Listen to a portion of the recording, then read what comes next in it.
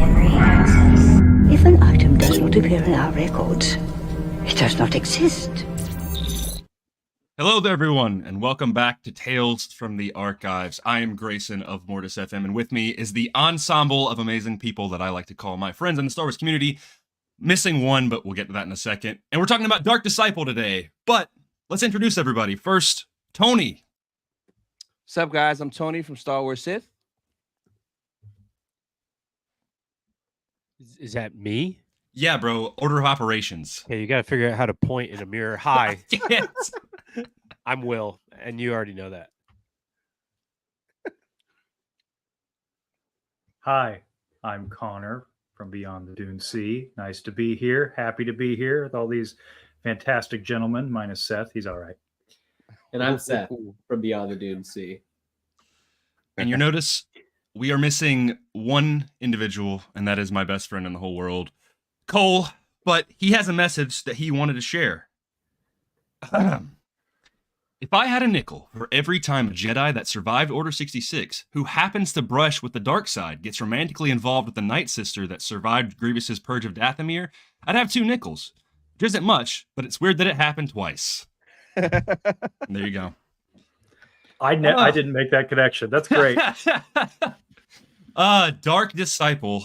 We read it all in one go as comparative to Darth Plagueis. We did it and broke it up into 3. But before we kind of get into the weeds of the summaries, what did everybody think of this book? Tony, I guess going yep, that one. I'm learning, Will. I'm right here. You go first. What did you think of Dark Disciple? So I enjoyed it a lot. It's super fresh on my mind because I am the procrastinator of the group. So I started it yesterday night and finished it like 20 minutes ago. But I had a lot of fun.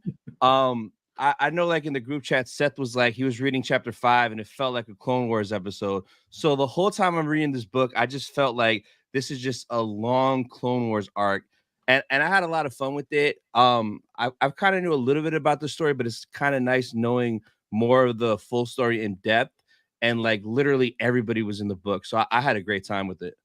Yeah, seconded. It felt like, I mean, it was supposed to be 8 Clone Wars episodes. It very much reads like that. And it included characters that I was not fully expecting to be as prevalent in it. But I fairly enjoyed it. I have a couple of weird, just kind of like roller coaster highs and lows that I'll get to, but for the most part, I really, really liked it.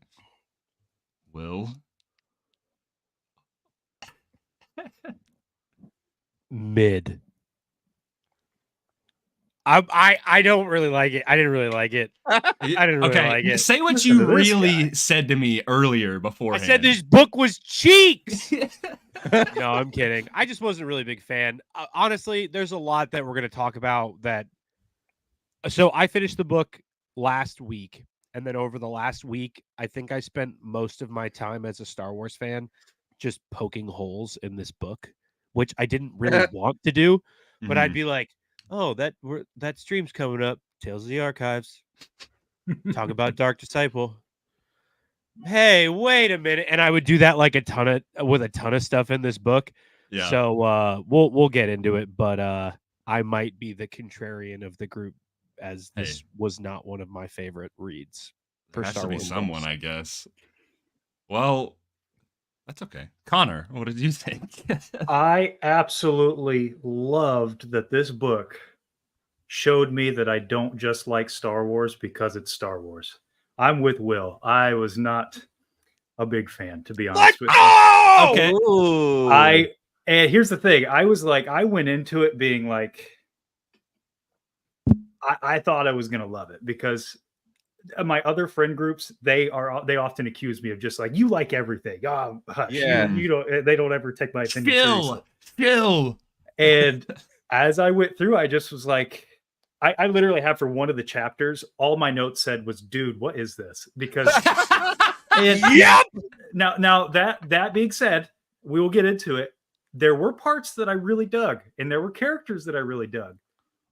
But overall, it was just not for me. Cheeks. Seth, before you give your thoughts, I just wanted to say that Connor as I was reading this book and some of the complaints that I do have, you were the one that I was like, Connor's not going to like this book.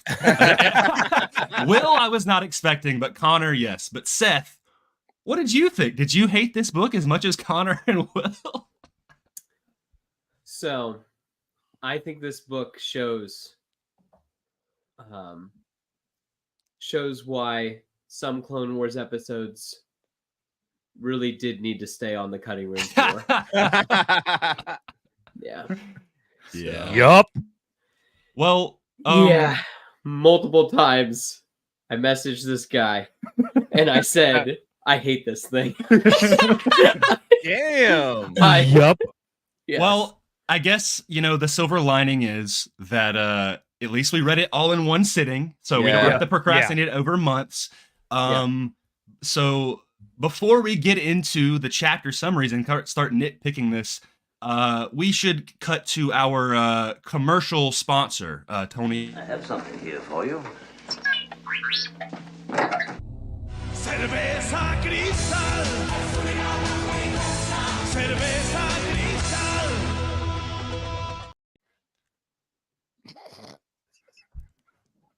Cerveza Cristal. Cerveza Cristal.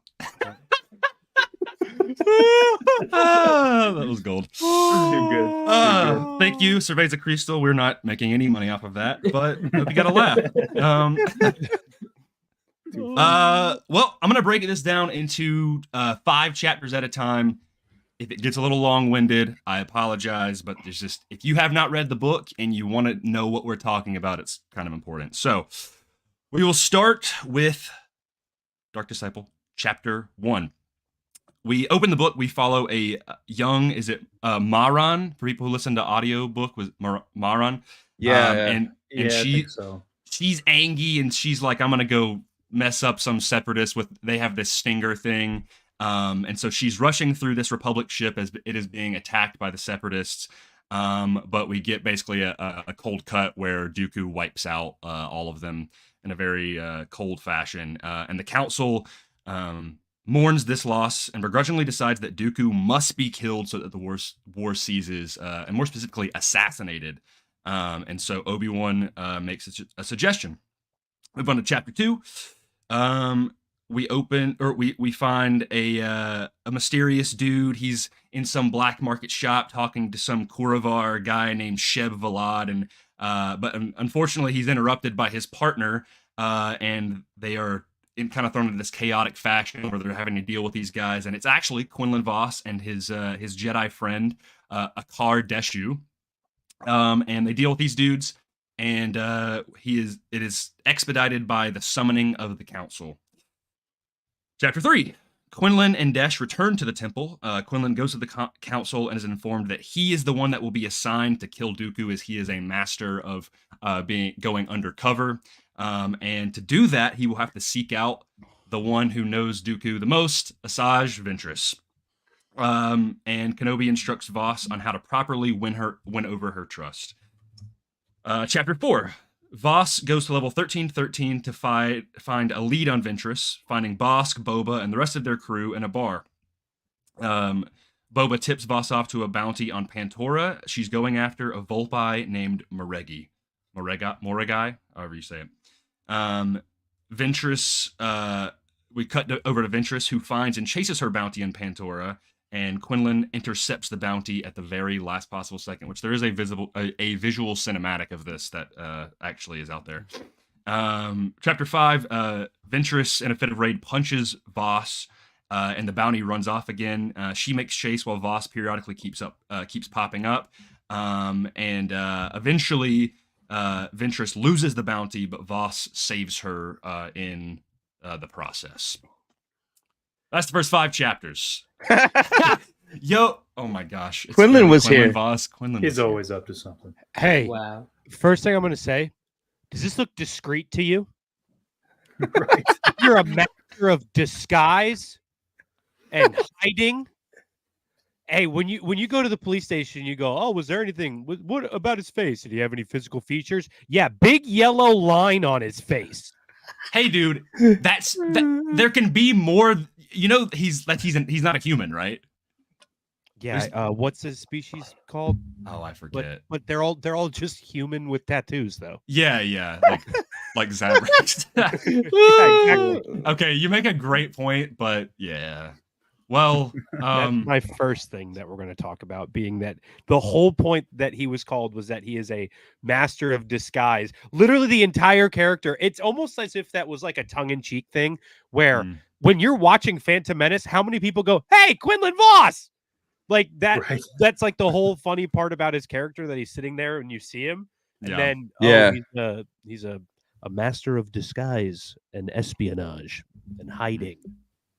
I don't know about that. Well, what did other than I guess the disguise issue, what did everybody else think about this like kind of this opening of this book? So I could go into my thoughts if nobody else. So Sure, let's go ahead, take it. I'm so pumped.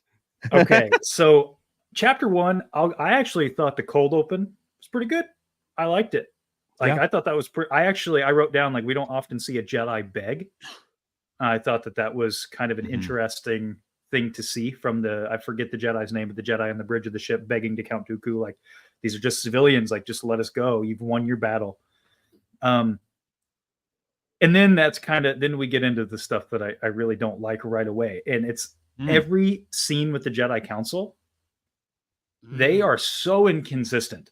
Yeah. Like, inconsistent in this book, and also inconsistent with the characters that we know.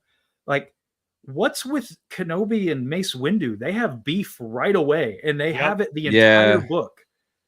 I wrote down later. It's like Kenobi feels like Qui-Gon Jinn the entire book. Yep. Which is nice, but that's not the Kenobi we know. From like, he's always, the entire book, he is, oh, I don't know if this is right. You know, this is, and he's at odds with everybody, or mostly with Windu, I guess. And everybody else on the council, pretty much, other than Yoda, Mace Windu, and Obi-Wan, are just caricatures. They just are like, yeah, I agree with Mace. Yeah, I don't know. Mace is the guy. I don't know. Yeah, and they just don't really say anything. It blows my mind that they're going along with all of this stuff the entire time. The entire premise, by the way, of just assassinating Count Dooku.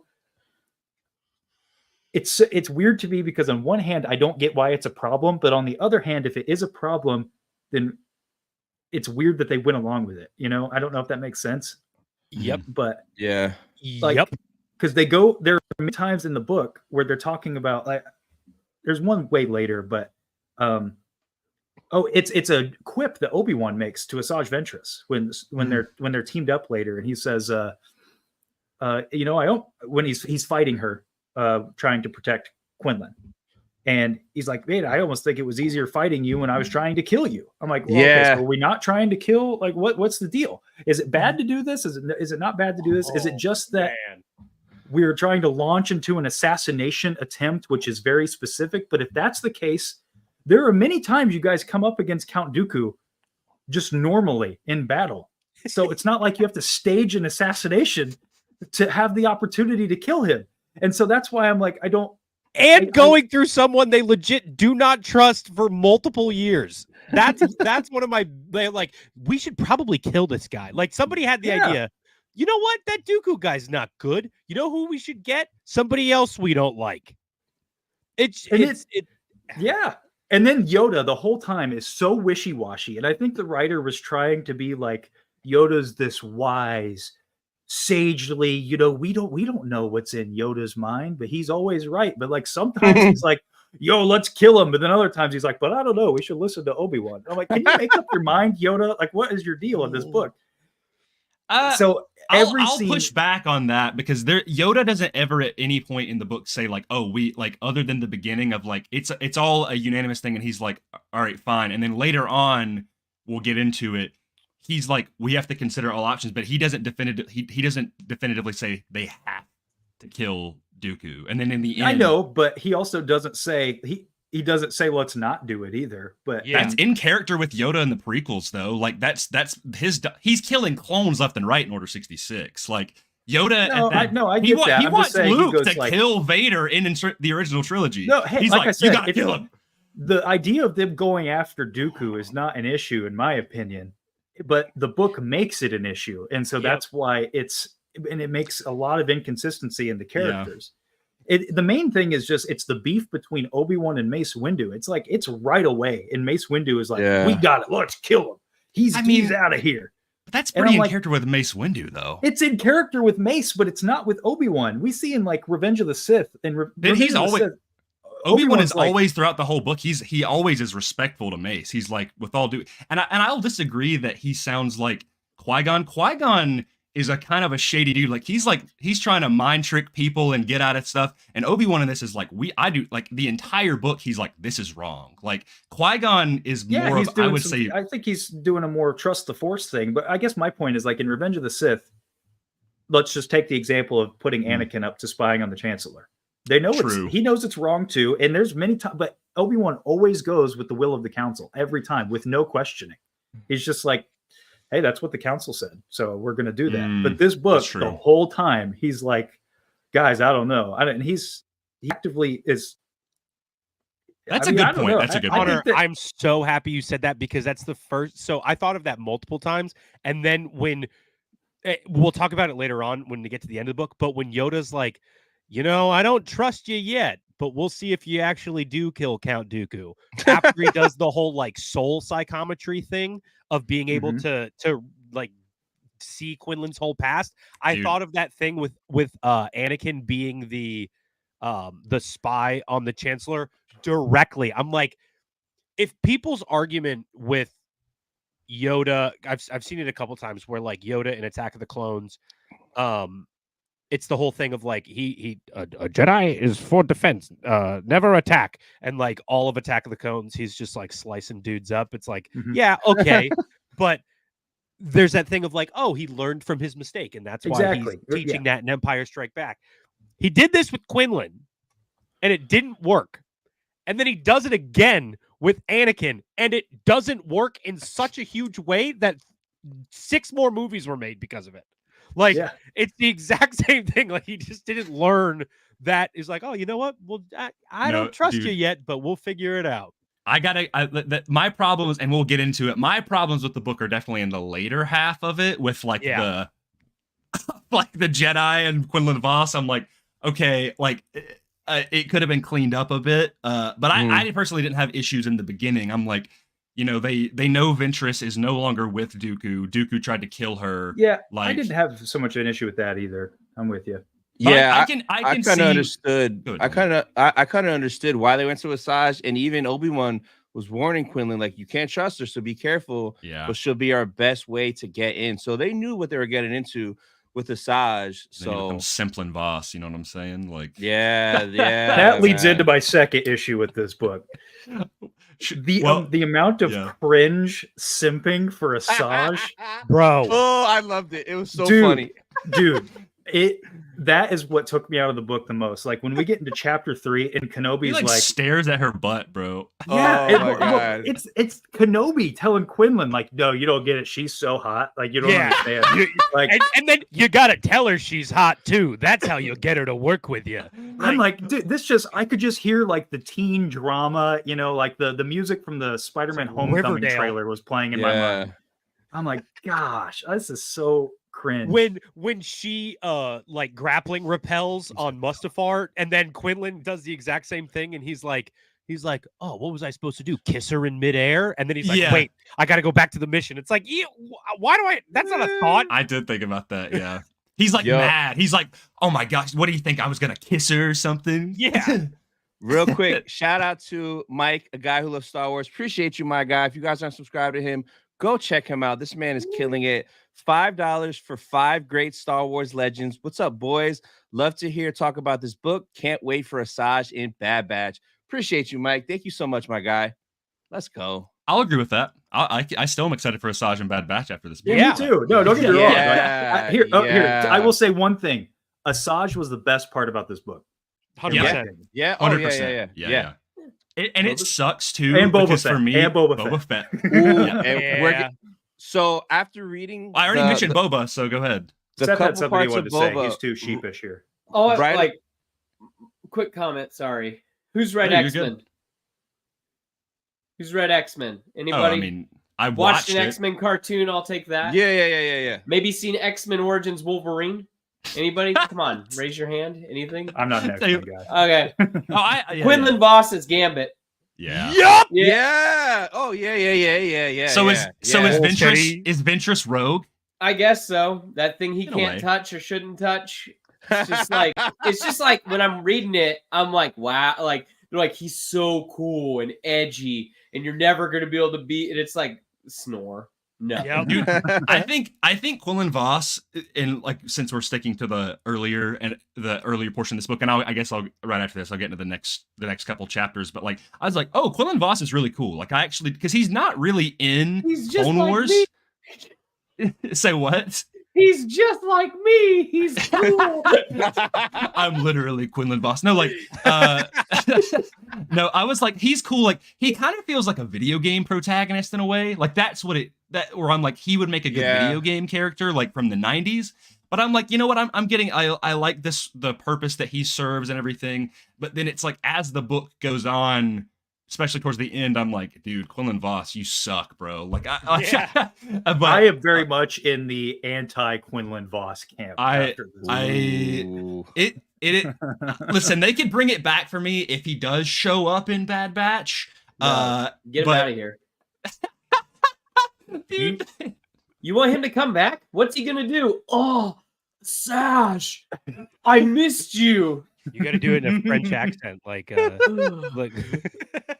just for the people at home who haven't read this, I just have to read this. So if people don't believe me that Kenobi was talking about how hot Asajj was in Chapter 3,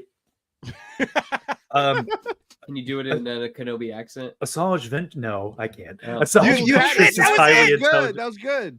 Asajj Ventress is highly intelligent and doesn't suffer fools gladly. Skill and competence impress her, Kenobi hesitated. She's also a very striking woman, physically. It might tip her off if you don't notice her. And she likes to trade barbs. I mean, come on, man. Like, Yeah. that's... And then it goes on, and it's like, it's something where Quinlan's like, flirt like a Jedi. I've obviously had to flirt before, but for real, or something like that, where they like specifically talk about flirting. It's like, what I are we know. doing? Like, I could buy into Quinlan. Like, it's a little cringe when he's flirting with her, but I'm like, whatever. But like, this is my man, Obi-Wan. I mean, Like, what are you talking about? But he does flirt with her in Clone Wars. I sure. get that, but to like have this teen drama thing where you're sitting across the lunch table with, you know, your bro, like being like, but dude, no. I mean, the way I will say, the way I didn't have a problem with that scene. The way I read that scene was like, he's kind of uncomfortable having to tell her, like, or tell him this, because he's like, this is like awkward, you know, but it's true. Like Obi-Wan in the Clone Wars, I could hear James Arnold Taylor saying that. I was like, yeah, I mean, he makes a good point. That's how Ventress is. She kisses a clone after she kills him, for God's sake. Oh, don't get me wrong. Asajj, that is her character. It's just, I can't picture Obi-Wan in this scenario doing that. In Legends too. They Yeah. kind of had a thing for each other. In the old Yeah, that's Clone weird. Wars. You told me about that. Yeah. That's weird. Yeah. I don't think, and I maybe this is all, you know, all subjective. I did not read that scene as Obi-Wan being like, she's so hot. Like, he's just like, I think he's Brother, saying he says she is striking phically. Yeah. I mean, not he's even just striking, but striking physically. He goes to the lengths to say it. That's what Yeah, I'm saying. but He there's a doesn't lot just of- say like, hey man, like she likes to. But she there's a likes to lot of flirt little bit, hesitation in his you know? voice. He's having to like gulp this down of like, this is true. This is how you get to her. She likes to be noticed, right? Yeah. I I don't think he's saying it in a like a, you know, like I think he's saying it in like it's just, yeah, I don't man. know, man. The way it was written for me, it was just I think like, it's written like that for Quinlan, but for me, it just feels weird. For me, Obi-Wan was my second favorite part of this book. To me, He's felt great. like Other than Obi-Wan. that, he's great. I Okay. will agree. He's good towards the end. I think he's a little inconsistent, but Yeah, I will that's say, valid. like, Connor, to your point, at least for me, what threw me off about Obi-Wan doing that is I can see him doing like the sarcastic Obi-Wan quips like in a battle with Asajj and then bantering back and forth while they're lightsaber dueling, like in the Clone Wars movie. Like that's what I get. Like, oh, this is a quick one. Like just little quips back and forth. But for him to use it not only as like a she's pretty cute, like Thank you. Quinlan Boss about that, but then also try and pin it off like, but it's just for strategy. It's just for strategy. Like, you need to know this so you can beat her. That's a weird strategy thing. Like, that doesn't help him. He's just like showing off. Yes, and that is how it is written. It's written with the don't ... notice her. Like, come on, man. Yeah, that's what I'm saying. It's like, it's not that, because I see people in the chat here talking about Satine. Of course, like I know that this is all stuff with Obi-Wan's character, but he's more of like a regal, he's like a romantic type. But just to be sitting in a bar being like, yo, this Sith, she's got it going on, you know what I mean? Like, you gotta and with Satine, there was almost like he was where he was aware that he could not, but even though, and every time Satine would try and make a move, he would be like, I want to, but I can't, sort of deal. Here, he's just like, hey, you know what? If I could, I would, brother. Like, it's a weird difference in almost morals for him in terms of that with like the Jedi. I don't know. Yeah, it's so strange.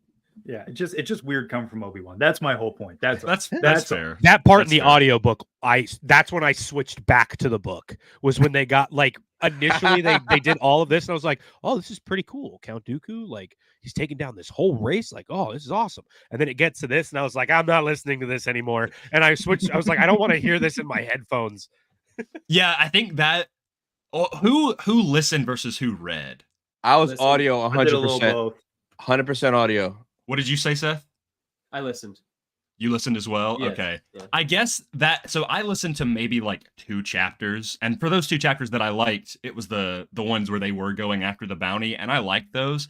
But the rest of it I read. So you kind of can put your own inflection on it in that way. But I guess maybe there's a little bit of that too. Yeah, but if you listen to it, then like, that's valid. Like if that's the way it's coming across and it's kind of like, but it was hard listening to it first and then having that like voice in my head for every other time there were interactions like that throughout the book, was because that was pre-established. It wasn't like, oh, this is what it sounds like in my head. Now I get the audiobook. The audiobook set the standards, and that's how I heard it for the rest of the time I was reading it. Mm-hmm. That's valid. Well, I'll go and transition to chapters 6 through 10.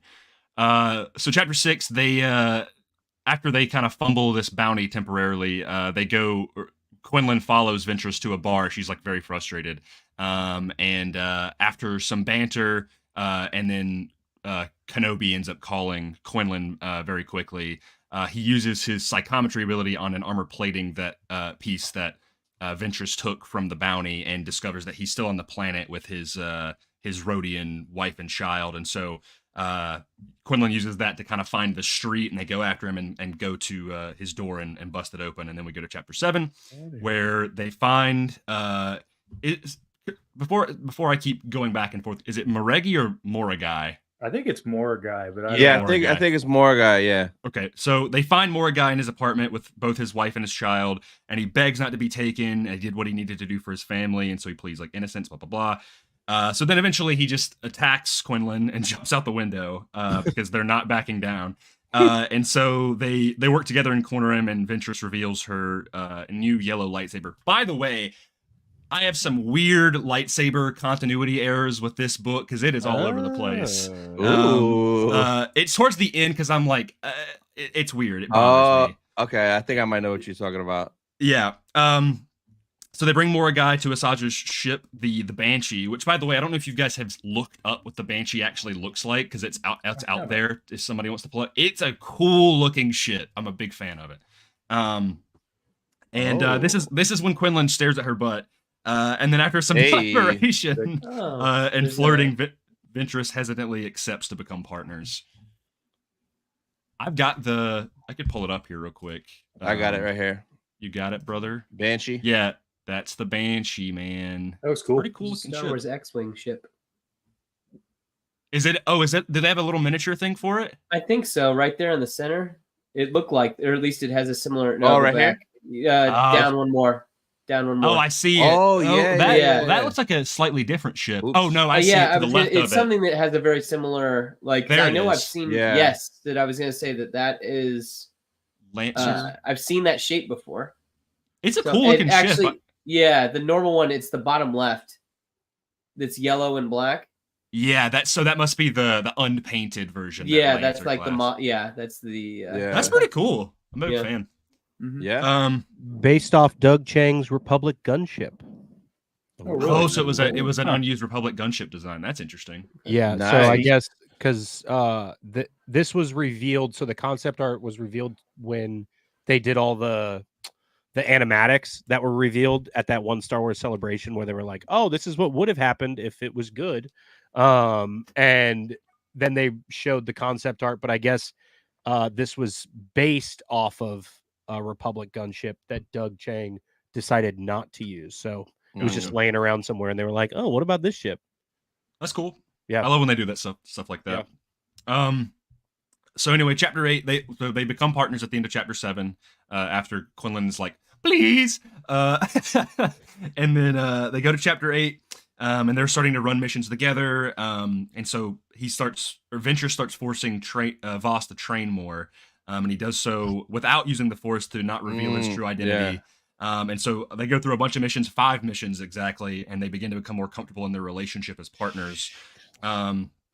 And they start to celebrate after a very successful job from this one pirate named like Lassa Rame, I believe, and kind of get to know one another. And so they kind of talk about their personal life stories. Voss feeling like he has no story, and Ventress feeling like hers is nothing but unhappiness. And then they both go to bed. Hey. It's separate beds. Yeah, separate beds. Oh. Like Voss. Bert and Ernie. Yeah. Yes. Bunk beds. Voss also says in this moment, I didn't have this in my notes, but he's like, he was faking being drunk because he's used to doing this, and then he's like, but there was some truth to it, like he doesn't really have a story, which is kind of a weird meta joke because it's like he doesn't really like there's no stories with him in canon except this. Well, he fights Cad Bane that one time, right? Yeah, but like, is that like is there a story arc for him in that episode? Not really. I don't know. He just kind of like him.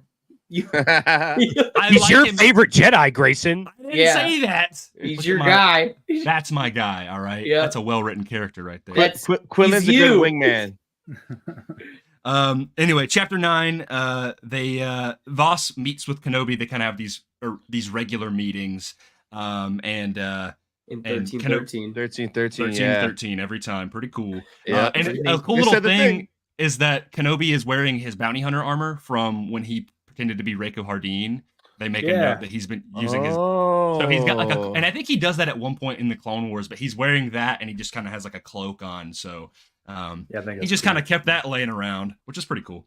And so Kenobi is like, you got to keep moving forward with the mission. Like there's got to be some progress to this. And so Voss is growing conflicted. And so then Ventress and Voss go to a job for the Pikes on Obadiah.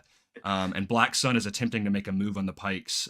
So they kidnapped their leaders, their leader Marg Krim's family as ransom. And so they're sent to bring them back alive. So they go to Mustafar, where in chapter 10, where they get they go to a local bar called the Last Resort. They find some of a Black Sun guard, and they double team this guy, get the information, and figure out where the Pikes are being held at. So that's the end of chapter 10.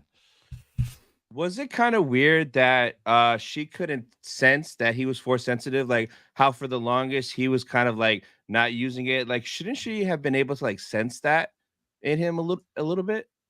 Doesn't Well, she later end up on, knowing? yeah, she does. Later on, she says like, Later I've always on. known. Oh, okay, Yeah. okay. She's like, the Gotcha. way you make, like you land and your gracefulness and your accuracy, like I obviously know you're a Jedi. The way you Figured it do out after a one-handed while. upside down push-ups. Just like so 80s and 90s, bro. Like Quinlan Voss is a like he's a 90s action movie character. Yeah. Like Yeah. that's exact, and that's where I'm like, I like him up to a certain point, and then Really when true. there's a certain point in the book where that happens, and I'm like, I don't like him anymore. But yeah, I mean, I like this stuff. I like that they're running bounties together, and they're kind of starting to get to know each other a little bit more. Going to Mustafar, where Black Sun is at, is kind of cool. But yeah, I mean, nothing super. I like the way that they handle this Faline guard. She has this kind of seduction routine, which is very in line with Ventress.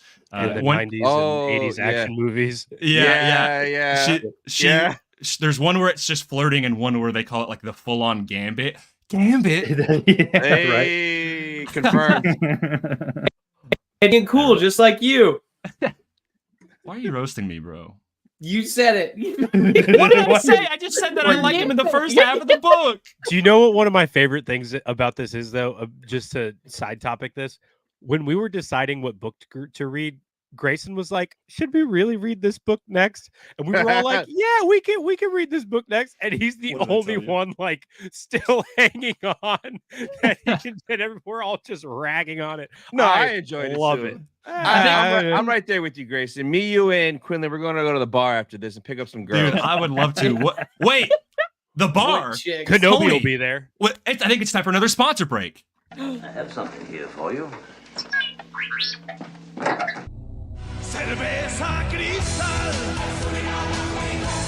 Cerveza Cristal.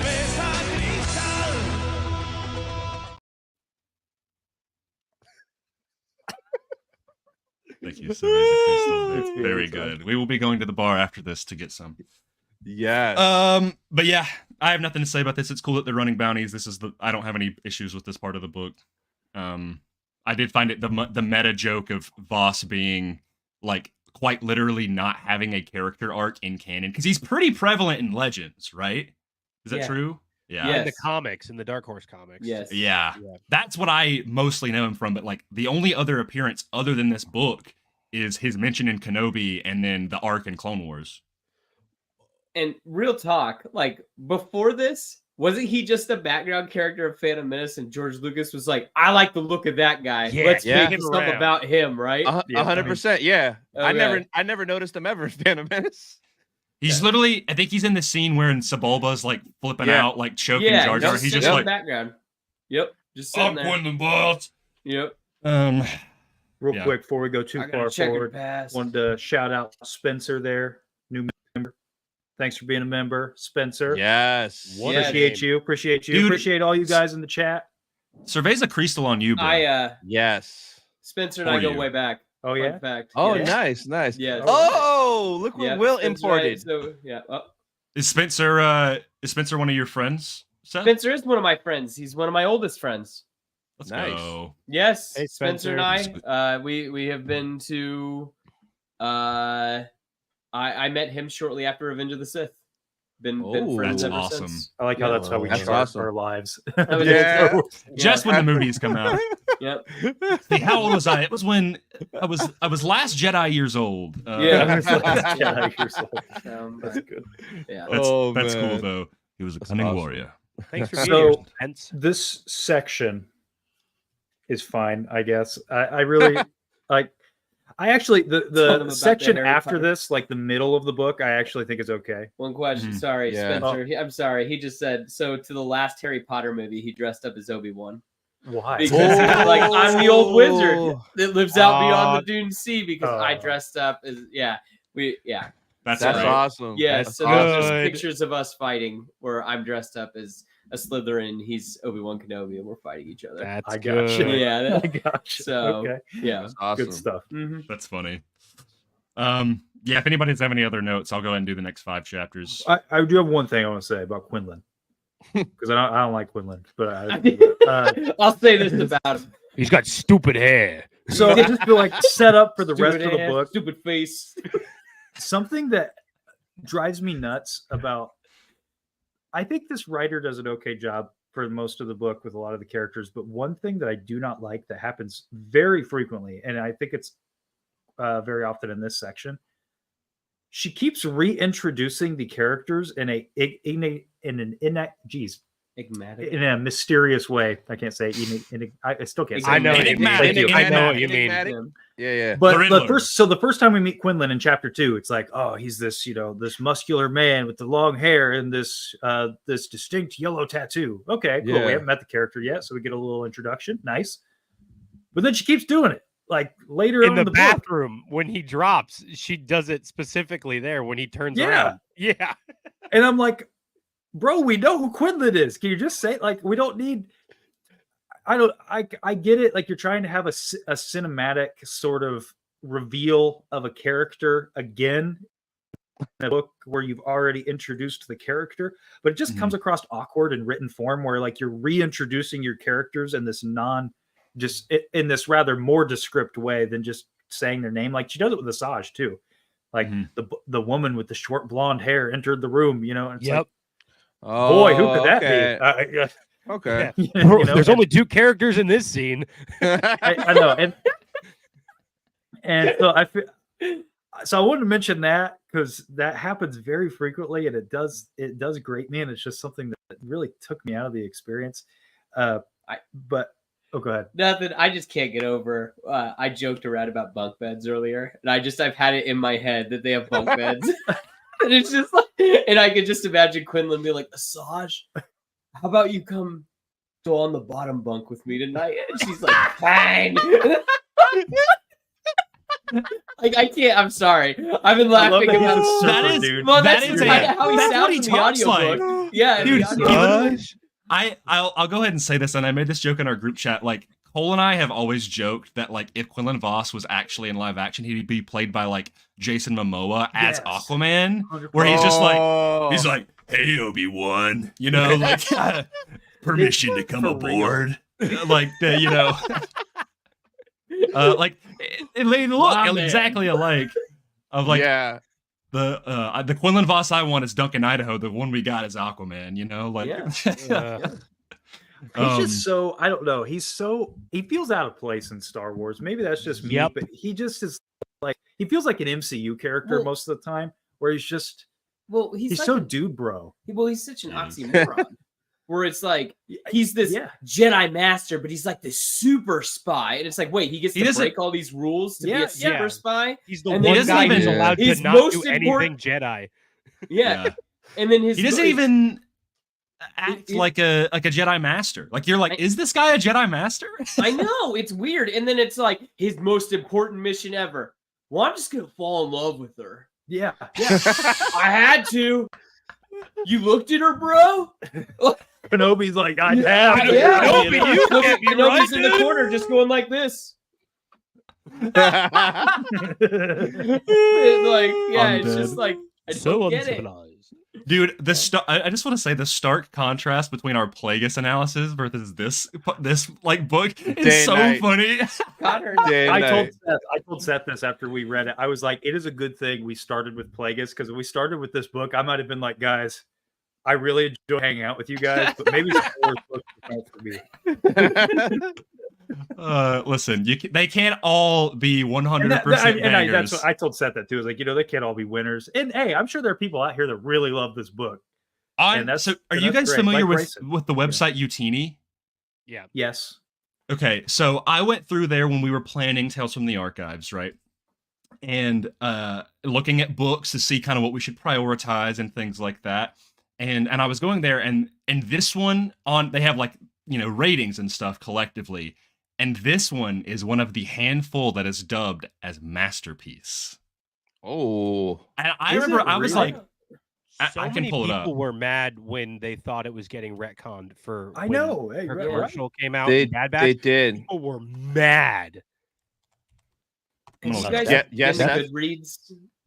I did. Have you guys ever been to Goodreads? It's kind of like Rotten Tomatoes. It's weird because, like, the reviews for this book are either you love it or you absolutely hate it. There is no, like, in between. It's really interesting. Yeah. I think really, if you're not a lore nut, which we all are, then you probably like this book a lot more, maybe, because a lot of my issues with it are the inconsistencies. That's my biggest problems. Like, you take out a lot of those. Like, honestly, you take out the Jedi Council scenes and you make Quinlan Vos a Jedi Knight rather than a Jedi Master. Yep. Half of my problems are probably gone from this book. For me, and we'll get to it later, my problems with the book are how the back and forth later on that Quinlan goes through is so annoying to me. Where I'm like, they did it way so this was supposed to be 8 episodes of the Clone Wars, and if it Could was you me, imagine that? Watching that weekly 8 episodes for me, of I'm going like, this back and is forth. Yeah, too much. I love you. I hate Thank you. the I love maker. you. I hate you. Think I'm of the with you, memes Grayson, that would be but, used yeah. now of Obi-Wan saying, she's striking. Honestly, I would love that scene. I think that would be kind of hilarious, but like in the context of the book, it's really funny.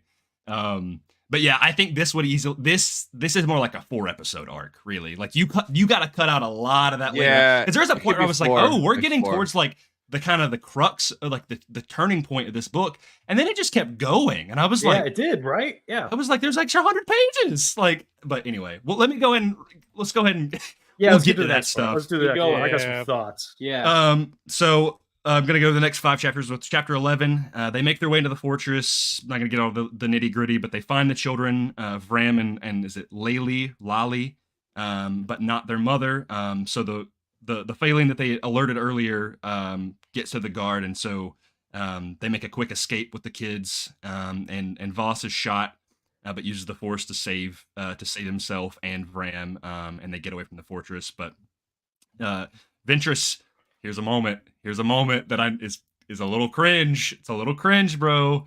Ventress tends to Vos's wounds, and they exchange a very romantic moment. Connor, write that down. Write that down. Really? See, I a little spoiler alert. I actually kind of liked that. Really? I wrote down in my notes. I'll just read it word for word. I wrote down. Oh my gosh, my notes not working. I said the whole Ventress tending Quinlan's wounds thing is the first time this seems genuine and not cringe. It's fair. That's what I wrote. I think the only thing we'll get to in a second. But Vos uses his psychometry right after this on the children's locket and find the location of their mom. So going to chapter 12, the protagonists return to the fortress, keeping the kids in the ship. Ventress, it's kind of a weird plan.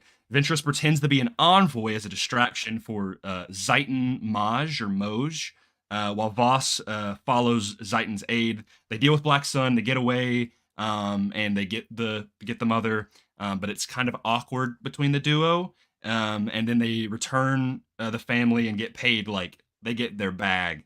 And then as they leave, Black Sun ships come into orbit, and it presumably that they're all dead. And so the Banshee blitzes away, and on this remote planet, Vos and Ventress drink, and the guilt causes Vos to reveal himself as a Jedi. Chapter 13, but Asajj already knows he's a Jedi, and Vos further reveals that he needs her to kill Dooku, and she's okay with that, but Vos must forgo his ways as a Jedi. Vos meets with Kenobi again for an update. The latter is apprehensive of Vos's trust in Ventress, but he lets it be. So Ventress brings Quinlan to Dathomir for training. They start sharing deeper personal stories. Ventress tells of her past while she kills this snake. And then Quinlan reveals the loss of his master. Master, is it Thulp? Home. Yeah. Who was originally a Purge survivor in Legends before they switched it to this. I was about to say he was in. I looked him up and I was like, oh, that's a Dark Horse character too. Yep. And so he reveals the loss of his master, and Ventress lies about the nature of his master's death, saying that Dooku did it, but in reality, it was Ventress that did it, which I do like this plot beat a lot, but I'll get to it later. And in this frenzy of emotion, they kiss. Kind of weird. They're like, he's all like angry and stuff, and then they go, chapter 14. Vos is becoming more steeped in his feelings and emotions, understanding the temptation of it. Ventress trains him like a night sister would be trained. She takes him to the mouth of her village in the mountain. As they return to camp, Ventress attempts for Vos to control and kill a snake as she did earlier, but he failed and is bitten, going into shock. And then finally with chapter 15, he awakens from these horrible nightmares from this poison of the snake, and Ventress immediately tests him in this like weird lightsaber fight where she brings out his anger in a duel and then leads him into the village that they had not actually fully gone into earlier in the mountain. Voss is led to an abandoned village where she's from, and these pools of water. And after their skirmish, Ventress seizes her test and informs Voss that they must train to awaken an ancient being called the Sleeper, using the dark side to be able to harvest it. That they use to harvest the water of life. Will hates this book. I know he does, bro. Go ahead, Seth. Hey, Seth. So, in Bad Batch Season 3, in the trailer, did you notice Asajj Ventress' shoulder pad? Yeah. It's got that black snake on it. So I think that's kind of cool. Oh. So that's kind of cool. I will say she does have the snake in Clone Wars as well, which I think is still a good connection. But I looked it up, and I think it's when she wears like the all black outfit, she has that. But I think that's a very cool like signifier of that whole thing. But yeah, what do we guys? The concept art that they were going to use for these arcs, she has that pauldron as well. Of the snake eating itself kind of round snake thingy that's on the shoulder. Spiral snake. Yeah, snake. Snake is snake. Yeah. So yeah, what do we think of the chapter 11 through 15? I liked this part. I got to this part and I was like, okay, I don't love it. I don't love all of it, but I was like, all right, maybe just we had a rocky start. But I thought the romance actually started to work a little bit here. I think I'm an old school guy. I'm a traditional man. I think it's because their relationship starts very physically oriented in the beginning, and then it kind of gets into the more emotional. I don't like that. Yeah. Like I like the idea, like the tending to the wounds. That's very old school type of, movie. And Indiana Jones, they just barely touch, and then that's what kind of sparks this. I thought that was really well written, but it kind of loses a little bit for me because we get all this stuff about him staring at her butt and like talking about mixing business with pleasure and stuff. And I'm like, I don't know, it kind of loses a little bit of its luster. I get it. Yeah. Sure, that's how these characters act. I know. Like I said, that's just my own biased opinion. Yeah. But I do think the romance works a little bit better in these sections. I do like a lot of kind of what's going on. A couple of my issues, though, I don't understand how Voss is so easily swayed. I get how he can fall into a romantic entanglement. Sure. We've seen that a few times. We've seen even the best of the Jedi, like Kenobi and Satine. Like, all right, I could buy into that. But how is he so easily swayed to the dark side? And also, how long has he been on this mission? Isn't it kind of important that they go assassinate Dooku? He's taking a while. These things take time, Kenobi. So that's part of my thing. It's just you gotta study your opponent. Yeah, it just takes so long. Yeah, I did like it does. They say after like this, like there's chapters that open. They're like months have passed, and you're like, oh my gosh, sure, bro, this book takes place like a year. How many times do they get in a fight with Dooku?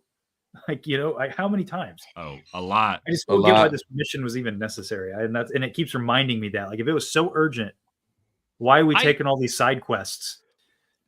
I get why it was urgent. Like, and I like the way that they go about it of going more like covert ops, because they fight Dooku a lot in head-on-head fights, and he always escapes because he has to, because he doesn't die until episode 3.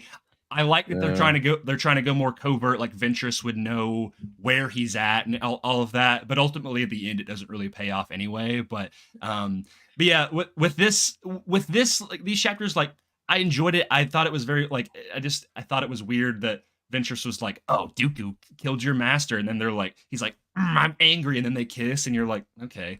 It's pretty jarring. It's like, there's just a cacophony emotions going on, and it's like, okay, and I'm like, sure, but I do like that he's on, like, they're on Dathomir, and she's like, you're not ready to take Dooku, like you need to be hardened. So the Dathomir stuff, I loved when they were there, because like you could slowly see her trying to like turn him to the dark side. But the audiobook, so for chapter 13, when she's talking to him about like her past and her night sisters, Anakin's Dark Deeds is playing. So I'm like in the zone, like, oh man. So I'm already loving it because of the music. Yeah. And then she's talking about how they preserve the fallen, they put them in a pod to preserve their bodies, like that's their ceremony. So all that stuff was interesting for sure. That's how she's gonna come back for Bad Batch, is my guess. Yes. And the minute I heard that, I'm like, oh, so it's slowly starting to make sense, especially because of what I heard happen at the end, and then hearing the ending, it's all like coming together. But yeah, Anakin's Dark Deeds, man. Anytime you play that, I'm a sucker for it, man. It got me. Yeah. Will? Hey, do you want to know what my least favorite part of all of this was? And maybe I'm just a no nonsense, not understanding Star Wars biology fan, but why was the whole thing about needing masks established on Mustafar? Like that when you're on Mustafar, you need the Mustafarians. But like she says, she's like, oh, I wish I brought my mask because after a certain amount of hours, I need it. You would need it, and the fumes from being down there will affect you. Yeah. Hey, the entire battle in Revenge of the Sith takes place, and they don't wear those masks. Okay, Seth. This is where I'm probably saying that my biology knowledge of Star Wars is going to come into play. Hold on. Yeah. What about when the shields protect them from that? That, like, you remember that, like, Anakin Obi-Wan accidentally knocked down the shields, so they're really not in the lava for that long. They also say you don't need them if you're only you there don't need for a them. couple hours. Yeah, if you're there for a small amount of time and you're not like out in it for, you Anakin only need them if you're out in it for a long time. That's they what say I'm that saying, right after. Is the Anakin being there for a long time, but I guess he might have also been in that base, just pacing around, slicing up dudes. Yeah, I'm say like he's not outside a whole lot of the time. Right? Yeah. But I don't know. With Will, though, it feels like a weird setup for no payoff. Yeah. Like, was it just a world building thing, or like why did they? Well, you can do really that. See you got to see the fleas though, because we see them in the teaser trailer fleas? for Episode 3. Oh, you see, right before Palpatine goes, rise. You see the fleas walking, and they got cut from the movie. So yeah, so it's kind of cool that they're here. Yeah, I just think that it's a strange thing where like you don't see anybody wearing them other than these scenes in this book. Like it would be a different thing if like, and I get the whole timing thing where I guess Anakin and Obi-Wan fought for the exact amount of time that you wouldn't need a breathalyzer. Yeah, it's just 13 minutes. Yeah, whatever. They just happened to fight for the exact amount of time. They knew it through the Force. They didn't need him. That's when he diced him up because he was like, oh, I'm probably going to not be able to breathe soon. But like even like Palpatine landing to like get Anakin off of Mustafar. I know it's alive, time, but like taking off a breathalyzer to be like, okay, now I'm going to get him. I don't know. It's just a weird setup thing for like why. I think she only says that line specifically because she's like, I don't know how long I'll be here, but I'm like, we won't be here that long, so it's fine, you know. Like, and she does mention at one point that she's like her eyes are starting to sting from it and everything, like after because they've been there for a few hours, true. you know.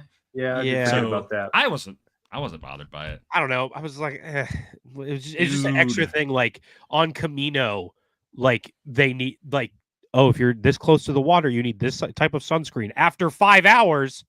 It's just like a weird, like extra thing that they added. Sure. I don't know. It was kind of strange to me. Just mask up, Will. Mask up. You'll be fine.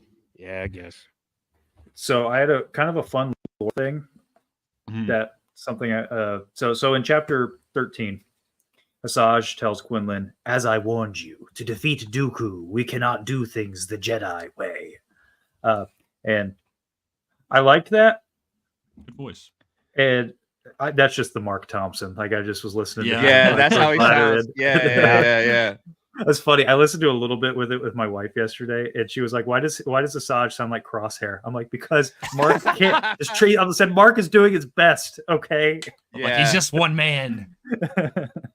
But anyway, I was thinking about this. I was like, to defeat Dooku, we cannot do things the Jedi way. So this whole training is like, in order to defeat Dooku, you have to succumb to the dark side. And ultimately, she's kind of right. Like Anakin does do that, right, to defeat him.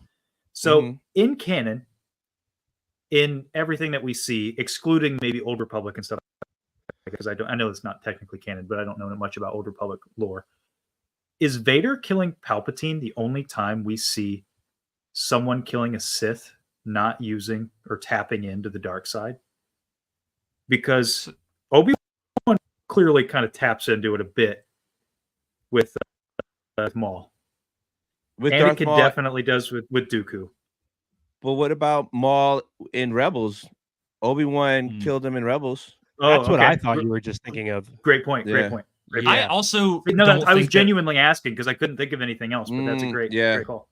I've always viewed, and from descriptions I've seen in the Phantom Menace, that Obi-Wan, he's just focused. He's not going. I mean, well, there is he starts to kind of get a little bit, but then he like refocuses himself when he's on the ledge, and when he kills him, that's just he's not tapping into the dark side there. That's just pure in the Force efficiency, from what I know. So? I've always looked at it like he's just a little. Angry. He's lost his master with it because Kenobi. He loves flirting. I think when he's sitting behind the laser gate and he's going at it like that, I think it starts out. I think when he falls down, he's like.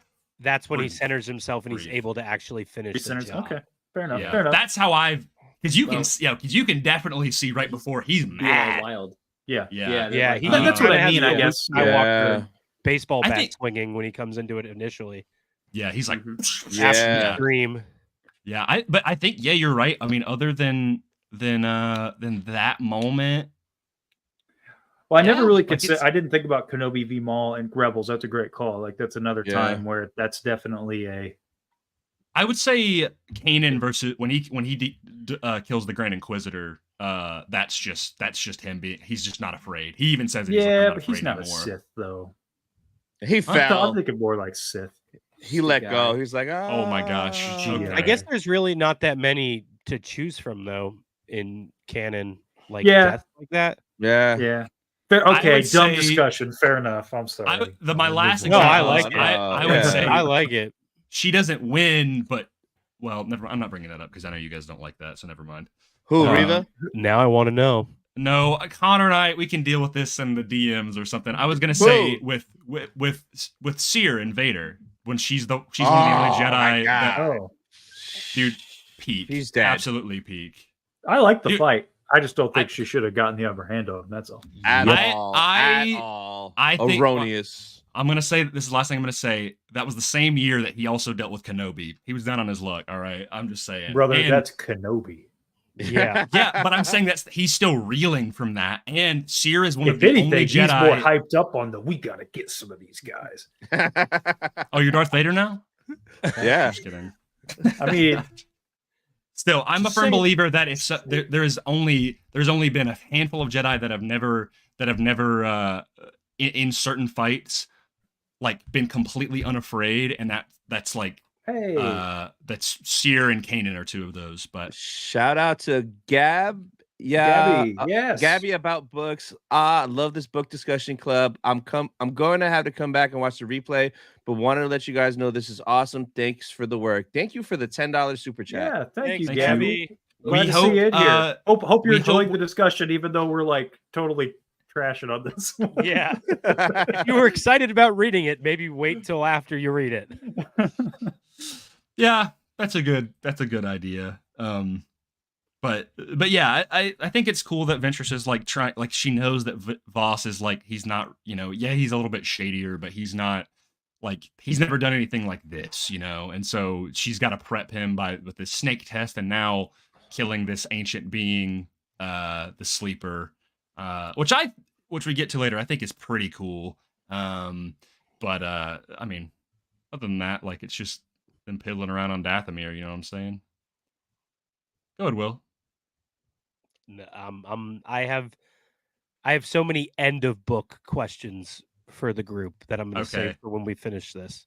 Well, I'll try to make it snappy. If maybe I can go through the next like 10 or something. I don't have any thoughts on the next 5. Yeah, I don't have much thoughts to the end, really. Yeah. Well, he fights the sleeper. Do you not have any thoughts on that? Wow. Okay. Well, I mean, go through the next 5 and we'll talk about it. Yeah, I mean, I'm happy to, because I want to give a recap for people who have not listened, so I'd be happy to just go through and go to the end if we want. So where did I leave off? The sleeper thing. Okay. 115. Chapter 16. Then make a plan. Ventress explains what she knows. The sleeper has no defined look from what they know and resides in Dathomir's underwater. Sorry?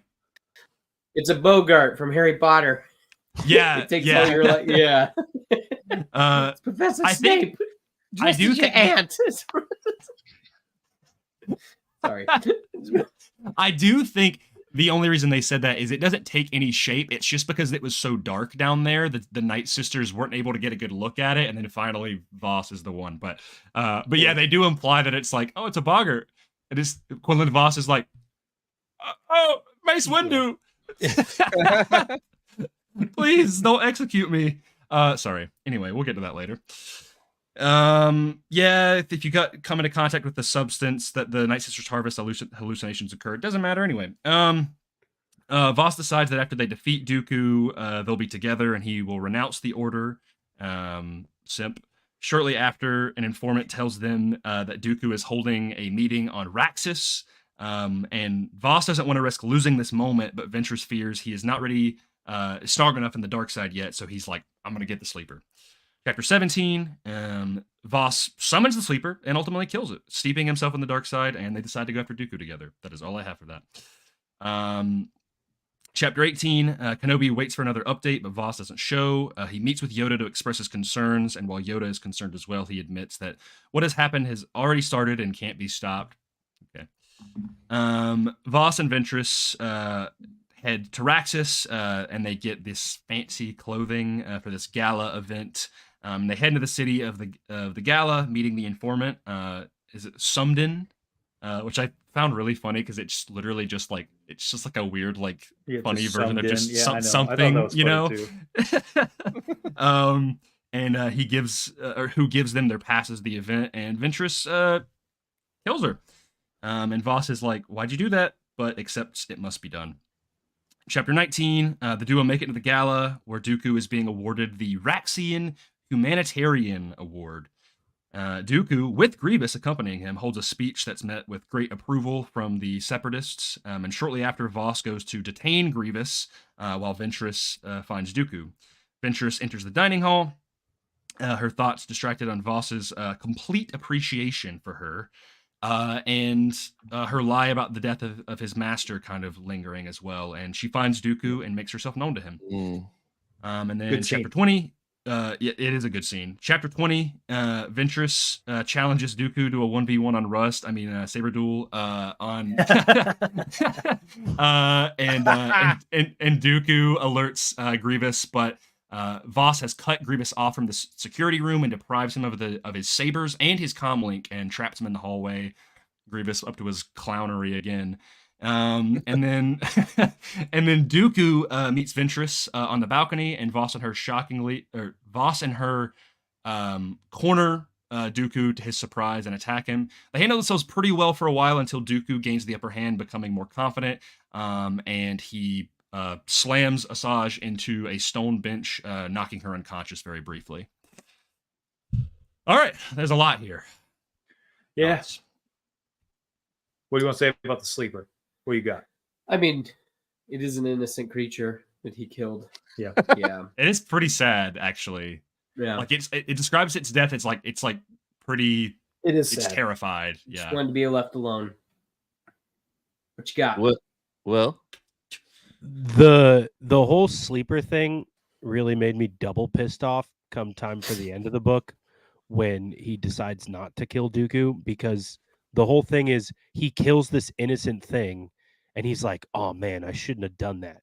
But this guy literally starts off this book performing genocide, and Quinlan's like, maybe I'm not gonna, and then he doesn't kill him and he gets away. Like, I know plot armor, like Dooku's gonna end up in Revenge of the Sith. yeah. I get Getting killed by a Jedi anyway. Yeah, it's supposed to be, A month and we'll get to it later, but it's like it's supposed to be this parallel to Return of the Jedi. Like, it's very clear. It's a Oh, parallel. dude, I wrote down. The It's just three of them are right there.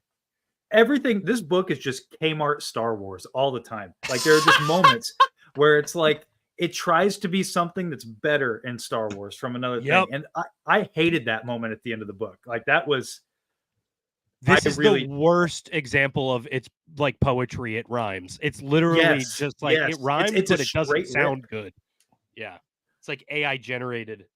Because I was I got to this whole time. Because he even goes, "I am a Jedi," and I'm like, "Oh, yeah, right." Okay, dude, we'll get I'm to with it. You, Will. We'll get to it. It's the flip flopping and these motivations and stuff. Like, on its own, that scene is really interesting. of him with the sleeper.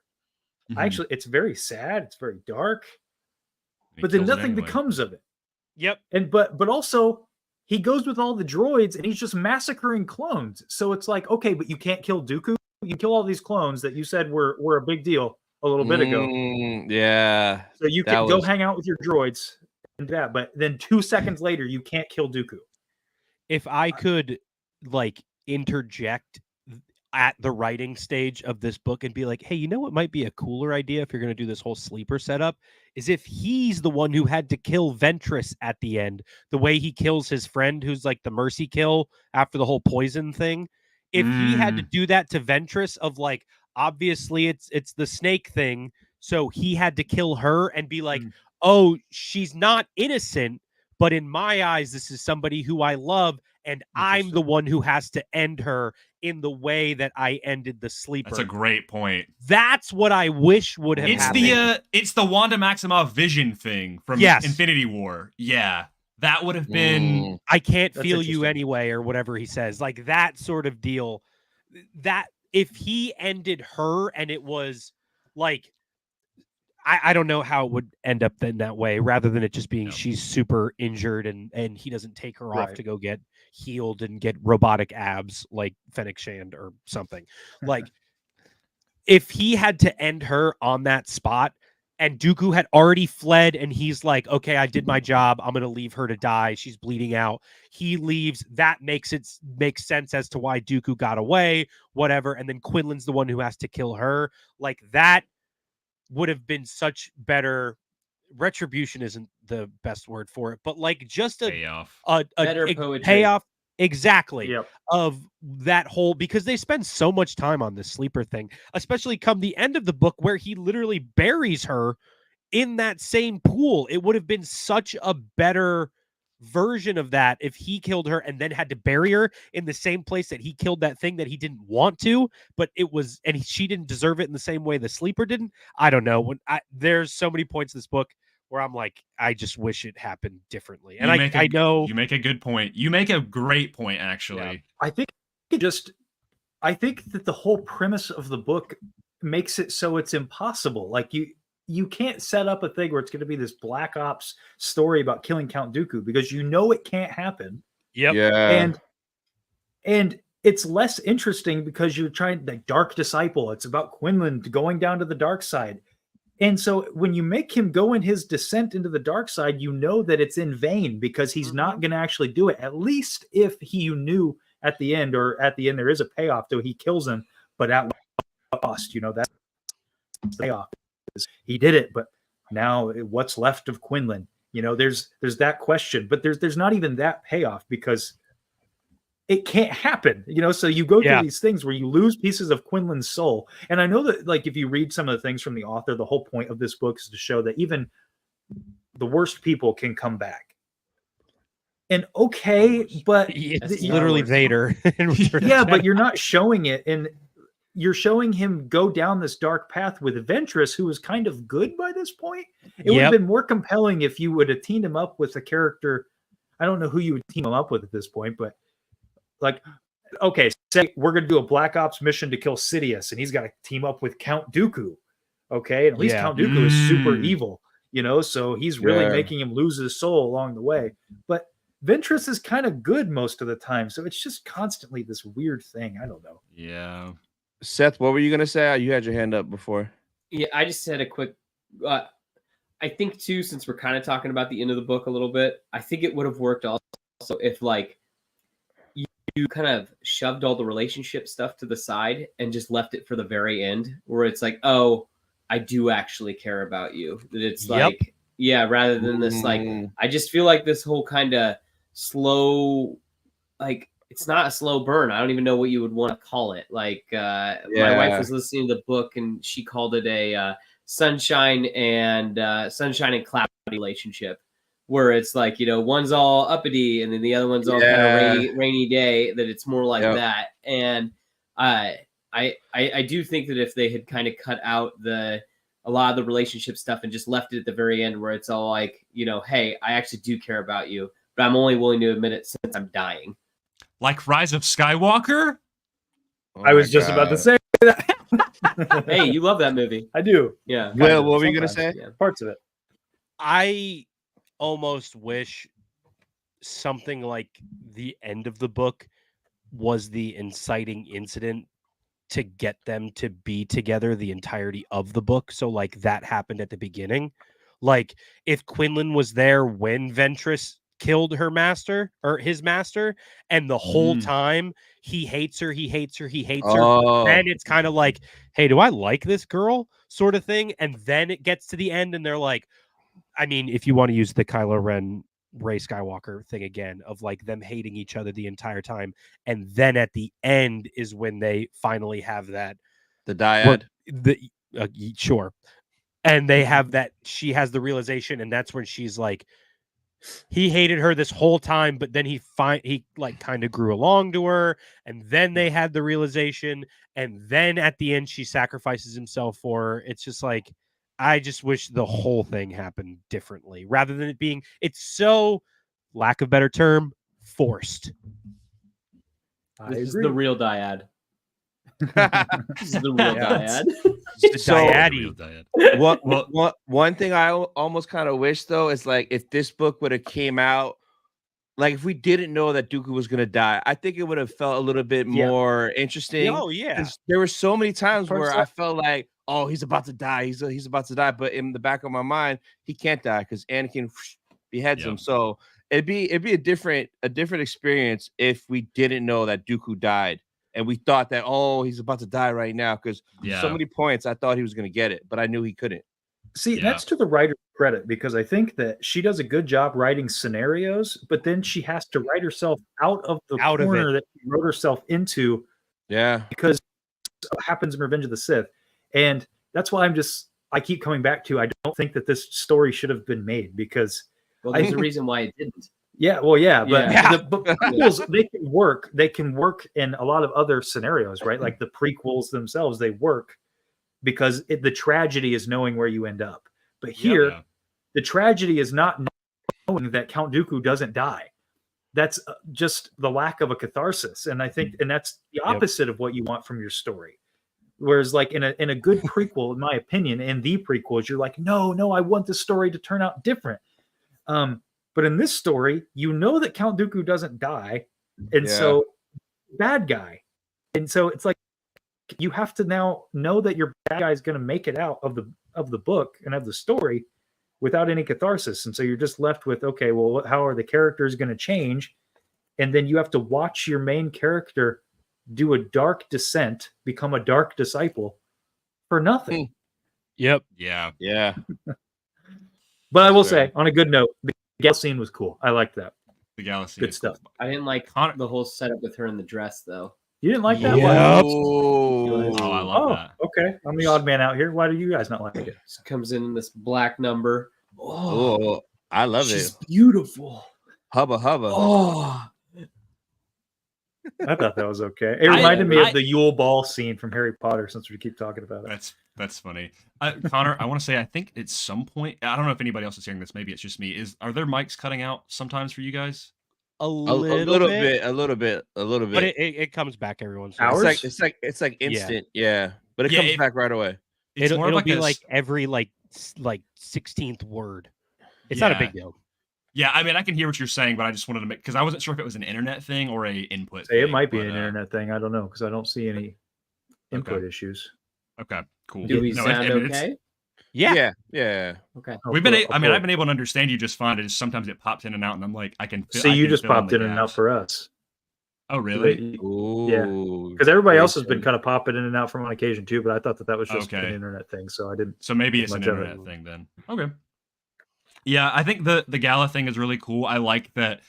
I think it is actually kind of cool that Ventress kills that one informant lady. I was like, oh, that's kind of in character for her, at least at this point in the book. Yep. And yeah, I mean, it's cool. I like the way that Voss deals with Grievous, because Grievous is a chump. Sorry, Cole, he sucks. Anyway. Ooh. And cut his hand off. In canon, he sucks. And I mean, like the approach to Dooku of Dooku like sitting there talking, and then him just like immediately sensing her and she being like, hello, like just making herself known, like whispering in her ear or in his That ear. was cool. It is pretty cool. Like there's things that in this book that work, and I think that's the overlying thing that we'll even get into more is like the aspects of this work. It just needed to be streamlined, and I don't know who to credit and who to fault, and I don't want to tear these people down because I do like the overall concept. The writer of the book was Christie Golden, but she was adapting the episodes that were written by Katie Lucas. Katie Lucas, yeah. And like I think, like I don't think either of them did a bad job. I just think it felt like it was maybe like a first or second draft, and it needed to go down to like a fifth draft, Yep. But yeah, like some of this stuff right here, this feels like prime, like end of episode 2 in the 4 episodes of Clone Wars right here, Yep. Do you think that when the episodes were canned and then brought back for this book, do you think that they knew that she was going to come back in later stuff like the Bad Batch? Because I know she was supposed to originally be that old lady in Resistance. What's that? Resistance, and then they changed her character. Oh yeah. So if they knew that was going to happen, my question is, why even have the book? Well, this came out at a time. Thank you, Seth. That's exactly the answer. What year did this come out? 2015. See, they made I don't this. think they knew anything then. They made this book because they didn't know Clone Wars was coming back. Like that's why they didn't do. I think these would have been episodes in Clone Wars, but they didn't know that Clone Wars was coming back, and so they announced this at the celebration prior. This was the year. This Force Awakens wasn't even out when this book came out, by the way, and they made this book because it was like sitting in the drafts, and it was literally like it came out. I mean, they started this book like right after Disney acquired it, so they were like, "Well, all hope is lost. Let's just make it a book," Interesting. If season 7 originally didn't get canned before it obviously got made after the Disney buyout, do you think we would have seen this in that season, or if it was just a canned episode? Do you think they would have used it full on? I would have took this over the Martez arc. I think so. Any day. Because there's too much like previs. I think they have too much done. Yeah. There's visuals and stuff. I mean, they had we've seen artwork and stuff. There's the Boba Fett stuff that we've seen. There was obviously the Bad Batch arc that was out there. There was the Crystal Crisis on Utapau was another one, which we end up seeing a little bit of that in that fan film. They're on Utapau, and there's a giant kyber crystal for the Death Star. Crystal or Cristal? Cerveza Cristal. Cerveza Cristal. A kyber crystal. Dude, we are man, Seth is our model right now, bro. Oh my gosh. We are nailing these Cerveza Cristal segues right now, bro. But yeah, I think we know there was going to be like the Yuuzhan Vong in Clone Wars and stuff. Like it was going to get wild. I guess my question was, and Connor, that's a good point, that they had so much previs done of like, I just wonder how much stuff that got cut out actually held any weight, or if it was stuff like, where George is like, oh, I'd like to see it. Let's see if it looks cool. Like that kind of deal where they do it and then not. But I guess if they did have. So as far as I understand it, like cool. When it comes to this in particular, I think that this was the plan for the character to die and have an exit point. And then Disney acquisition. This is just my speculation. Disney acquisition. They see all the stuff on the cutting room floor. They're like, well, let's capitalize on what we can. Let's do some quick turnaround before we get Force Awakens out and some other things. Hey, that arc right there, people like Asajj Ventress, throw it out there in a YA novel. Let's do it. Okay, cool. And now that things have progressed a little bit, Dave Filoni is a little more prominent. He's got some power, and they kind of regret throwing Asajj out the window. Yeah. But then well, I guess this happens no. Don't we see her in Clone Wars season 7? Or no, is that 6? No. Nope. That's season 6. Yeah. So the two previs that I have seen for this book, episodes or whatever, were two scenes that I think would have worked, and I think they were going to streamline it down, and then because they made it a book, and the scenes that we see are the one where she's chasing Moragai and Quinlan tackles him, and he's just like, "Don't worry, I've got this, honey," and she's like, "Honey," And she and like punches him. and I was like, "That's a great scene." Yeah. And then there's another scene that we see of Dooku and Grievous squaring up with them, and I'm like, that's stuff that works. I think it's just the other stuff that like that seems, like that first one seemed like it was going to be the first episode thing, right? Like I can almost see that the council meeting in the beginning, and then in Quinlan or whatever, and then going into the he meets Ventress. This like it could have been broken up into two sets of. Oh yeah, bring it up. We're gonna get in trouble for this. I hope not. Probably not. If we talk over it, we don't need to listen to it. Yeah. Oh shoot! Want to learn how to make You. Oh God! This is my first stream, guys. I'm sorry. Dude, no cerveza cristals for you. I know I've had too many behind the scenes, but yeah, this is like a 3-minute clip. Okay, yeah, play it. It's important. That's Asajj, if you didn't know. I love. By the way, listen, I don't care what anybody says. The Oh, Night there's Sister the energy arrow. bows are rad. I don't care. Oh, we kind of got this in the book, and then Quinlan was like, "Oh, This is I'm gonna directly climb from down." the book. Yeah. This is from the book. I wonder if this is Yeah. this bow comes from. From the what? Omega's bow? From her bow. Yeah. I wonder if Omega's bow. Yeah, I is think kind of so. I inspired think by it's that. Yeah. I think it's the exact same technology as well. I think that's just Yeah. like a night sister. But anyway, to thing, get though, like 'cause, to get even this the Fallen far Order- though, get this far animation process, I think they're pretty committed to making these episodes. Yeah, I would have loved to watch these. Like, I think again, if they had streamlined this down to like 4 or 5 episodes, I There's think our it guy. really There works. he is. Yeah. Hey, Obi-Wan. I mean, sure. I think it could have worked. I would have been curious to see how this would have translated to screenplay. I think that would have made it probably more interesting. That's and why like I you think said, it- more streamlined. that's what I think is I think they would have had to have cleaned it up because like I think they probably I don't know the thought process behind the Clone Wars episodes, but like I'm like, oh, this is cool, this works. I would have loved to have seen this. Yeah, like you said. Oh, they got some Duke. Oh, so Boba is in this armor. That was one of my questions for later on. Ooh. We don't. Yeah, we don't get Boba's to- Boba's we don't only know made it that. out in like regular Well, he Boba was got armor. a weird helmet. Embo. He was wearing a helmet. That's all we knew. he was This wearing that isn't- red and black one. This you don't This see isn't this in the scene in the book, book.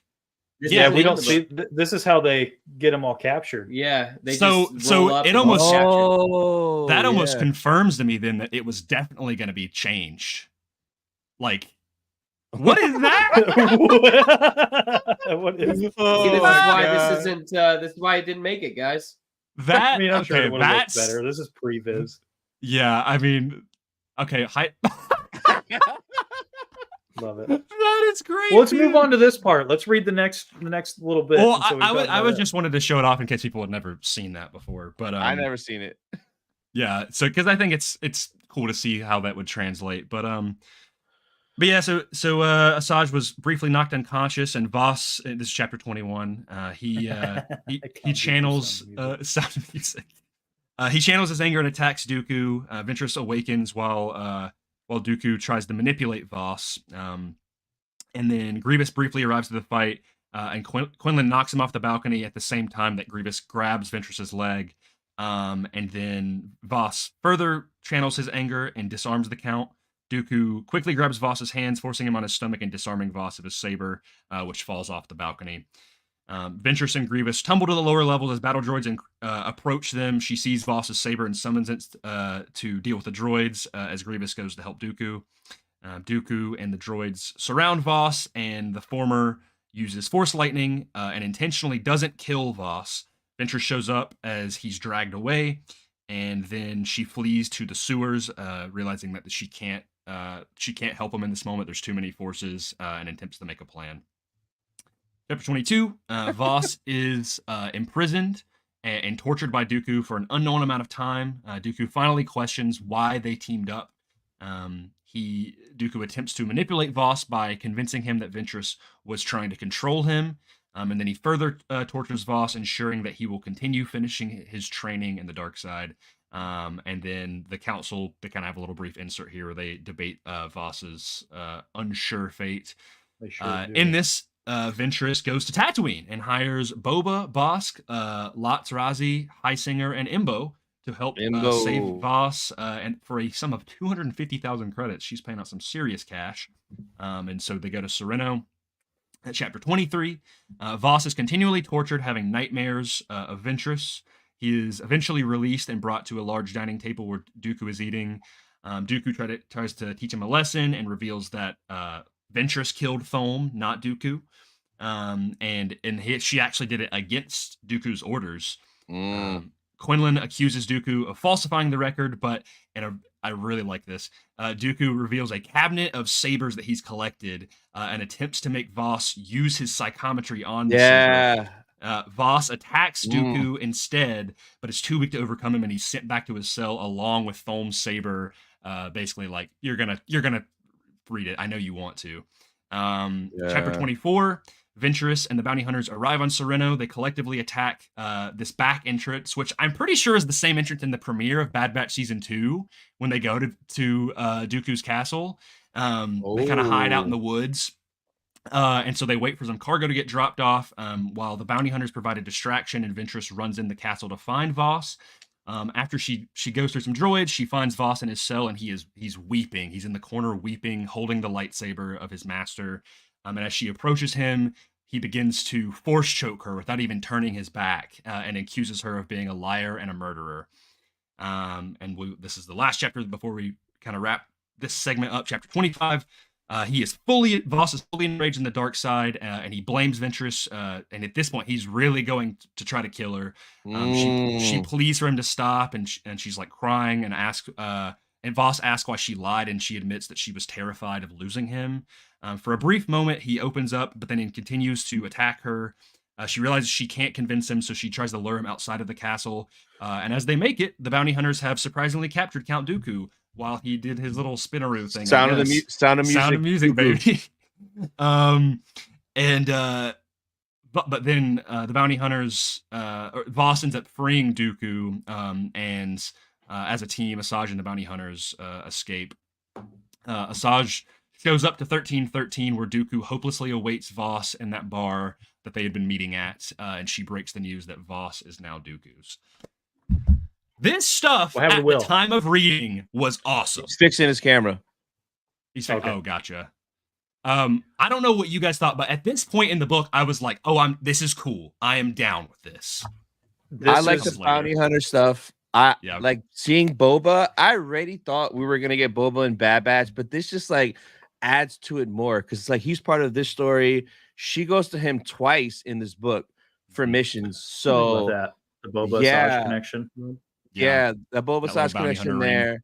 And then with Bad Batch, with Daniel Logan voicing one of the clones, voicing Mox, you gotta tell me you had Daniel Logan there just to record. Oh, he's in it. He's in it. One jabroni, like he's come gonna on. Be here. I bet you him and Asajj will show up. So I love the bounty hunter stuff. That was cool. I think I really liked that connection considering the payoff of I think the episodes in season 4 or 5 where they team up and he's kind of got this grudge against her. Yeah. She's desperate. She gives all of her money to hire them because his pride is so up here. Because he's still kind of a younger kid, but I like seeing those characters, especially Imbo. He's the homie. Love Imbo. And it's a cool thing. Like they go to Sereno, and she that moment when he turns around, or he doesn't even turn around, when he just force chokes her, and it's revealed. I was like, dude, that is a really cool way to do that. And I really really enjoyed that stuff. It's just what comes later that kind of cheapens this moment for me. Yep, that's what I was gonna say. Is this is all great, but it gets into the really bad stuff. I'm annoyed at the start of this book. Yeah, but the latter half is this is dumb. This is the point in the book where I'm like, oh, okay, we're wrapping up. There's only a few chapters left here. Same. This is the end of episode 3 of the 4-episode arc. Yeah. But it's not. It just keeps going.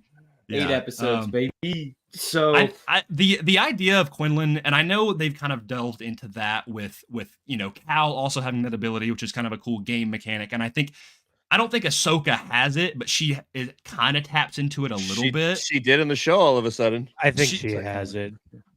Of course. Dave's OC. But Seriously. I love that way that Dooku is like, oh, if you're not gonna believe me, well, you're gonna feel it. Yeah, I saw that. I was like, oh yeah. That was I had that moment too. That's probably one of my top moments of the book is the payoff of the psychometry. Yeah, I think that is so good. That was so well done. Because I kept thinking that too. I was like Quinlan. I'm like, how are you going to convince him that Quinlan's already got it in his head that that you falsified this records? And then I was like, oh shoot, he's got the psychometry. I was going to say as soon as the chest of lightsabers, I'm like, oh, he's going to make them hold all of them. Like, that was good. That was good. And my only issue with this, and this is a logistic thing. I mean, and I guess he's broken, he's tortured, he's more tempted to do it. But like, he has a lightsaber. Why doesn't he just cut out of the prison? Like, I know there's a shield, but surely the whole thing isn't a force thing. I didn't even think about that. Like, he's now General whatever. What's the No, we'll get into that, dude. Admiral Enigma. Yes, Admiral Enigma, freaking Batman villain in here. I hate that. Yes, seriously. Gosh. Man, what does this guy look like? I want to look up a picture. Who? So he's got real quick. Enigma, it's Quinlan Voss with a helmet on. A little question mark on his forehead. That's what I mean. I'm like, what does he look like? Question Voss, Admiral Enigma. But yeah, what were you? I just said my things. What do you guys think? The only thing I'll say real quick, a little Boba Fett fan club for a second. Yeah. He is so cool in this book. I like that they get there and it's like they've already got Dooku tied up. Yeah. It's like, all right, sick. But then they ruin it by like, just kill him. He's right there. Bosk is right there with the gun aimed at his head. They're right there. Bosk and then I don't get why Quinlan comes in and he's like helping him up. It's even if you're playing this weird long game at this point that he tries to get into later, I'm like, he's right there. They writ themselves into a hole. To kill Sidious, even if that's your plan, kill him, become the new Sith, and then Sidious will come to you. Yeah, I like that a lot. Sense. It makes no sense. It's in this moment, it's good, but then as soon as he frees Dooku, I'm like, no. Seth, go ahead. So I don't remember. Like, she doesn't prep them for that, right? They just come up on and they happen. Yeah, to have they just Dooku, happen to have him. So I'm like, why didn't they just kill him? Like, that's so weird that it's like, that's what I'm saying. That just wasn't part of their job. So many times where they can they could just have done and they just so odd because like it's like the writer didn't have to do that. Like, I get that. I was going to say Dooku didn't have to be there. Right? Yeah. He could have just been on another planet, and then the battle droids, like, as they fly away, like, wrangle him, right? Or like Dooku comes back right after and deals with Voss himself. The only narrative purpose I can think of for this scene is to show Quinlan helping Dooku, so it plants that seed of but I hate it. I do too. It makes a good action set piece though. To having him there, we saw it. Yeah. We saw that. So, but we don't even see that. It's in weird. The book. No, it's not even the book's in the book. following them. Yeah, the book's clearly following them. I actually like it. I like it better in the book, aside from the fact that Dooku gets helped back up. But I like that she gets there and he's already tied up. Like, that's great. That's great stuff. But, Sound of Music, Grayson. Like, Mr. Incredible. But I have two little Boba Fett call out real quick because I thought this was sick. So I thought, man, Boba may be an unaltered clone, but listen to this. He fired a repeating blaster, laughing gleefully as he mowed down battle droids and finally targeting one of the shuttles. He's just like the rest of them. You know? Just trying to take down some clankers. Yeah, I thought that was great. But then now you can see that Boba is definitely aged a little bit because I think they'd say he's like 15, 16 at this point. No, he's 13. He can't be though, right? In the book, they say he's like 16. And listen, there's hearsay or whatever. I'm pretty sure Boba is 3 years older than Omega. Nuh-uh. We did a whole thing on Yeah, this. we did a deep dive that we don't. They're think the same so. age. I listened to that and I think you guys are wrong because there's things We that looked there's it up live. We looked it up. there's I love listen, there's contrasting information. Like they imply, like you can tell from Boba's voice, even when we see him in season 5, he is older than Omega. Maybe the way that Because they Omega portray is him, like as a little kid at the beginning, at the very end of the Clone Wars, right? At the maybe the way that they portray that, but now he's older. What's the problem with him being older? I don't think that there's a Nothing. problem Weren't they made at the same time? Yeah, they were made Yeah, at the same time. Mm-mm. And They it's didn't the say they third were made at one. the same and time. Omega. Alpha and Omega. Yeah, but that Omega comes after. They just made her after. But if he's 16, that puts Boba, like Boba is 10 years old at the time of Attack of the Clones, and they're only 3 years. So she's 7. So you're telling me she's only 10 by Bad Batch season 1? Or she's like 11 or something. She's like 14 now. I don't know. She definitely seems like he's she's 7. 13. Like I'm pretty sure he's like 17 or 18 at this point. She's like 14 or 15. All I right. don't She's like- know. I don't know She's like either. she's definitely According like to 10 or the 11. Boba Fett fan club, he is 10 years old circa Attack of the Clones. Yeah, so that puts him at Uh-huh. that puts him at It's like 13. 13 at this point. 13. But But I in don't think Revenge that's of the right. Sith, because that's 19 BBY and 32 actually, it 32 has years to old be. circa A New Hope. Bring it up on the screen, Will. We need to see He's it. not has to be 10 right, in Attack of the Clones, bro. Wait. It has to be because the cloners started the clone army 10 years before Attack of the Clones. That's what they know that for a fact. Sifo So Dyas. they would not have Master Sifo created Boba Dyas. Fett. Oh, true. Sifo Dyas. Isn't Dyas 10 in Spanish? Ay, Dios mío. I mean, You know the thing about Sifo sure, Dyas there's is like- that Psycho also all the- right. It's You're also right. the weird thing Sifo of like, Dyas. is Darth Vader really 46 when he takes off the helmet? He looks like he's like 70. Yeah, I think they may. This book, the timeline of this book is weird, I'll concede. I think you're right. Yes, I was owned. Thank you, Metroplex Asylum. That Sifo At Dyas least thing Connor and might Seth be the are best humble thing I've enough ever to not thought of. rub it in my face. Oh, I'll But give us yeah, a minute. but like I think the weird thing about this book we've already talked about is that like months pass in multiple increments, and it's like how long did this take place? Because the Clone Wars is 3 years long, right? Roughly. That's what that's how how long the Clone Wars are? 3 years? 3 2.5? years. Alan, Yeah. Omega is Jamie, look unaltered. that up. She is not an altered clone. She's not altered, yeah. yeah. So I guess I'm wrong. I don't know. Then I guess No, this I book mean, just I has get a you. little. I get what you're saying. Like he does seem older and he sounds true. older, but I guess I had a think that's deeper just the voice when I was performance. 13. Yeah, I think when he, that's 'cause- also just because of stuff like Omega is still like playing with stuffed animals and stuff, and Boba Yeah. Fett is out murdering people. Right. Like, Look who his dad was. yeah, Look who he was can we hanging pull up- out with. yeah. in the exactly. chapter, I think she says he seems like he's like mid to late teens, but I guess it doesn't mean that he actually is, right? Because I think about myself when I was, if he's 13. yeah. at Isn't this he sitting time. at a bar? Yeah, with all of them? with 2 Twi'lek girls, by the way. Yes. A bar. Yeah, A bar? You stop it. Connor, Seth, I apologize. I was wrong. No, it's no. Wait, Dude, I wait. get you. What- I get you. what I kind get of where you're bar? coming from. I don't know. What do you think What you could drink at the bar? I have something here for you. Cerveza cristal. Cerveza cristal.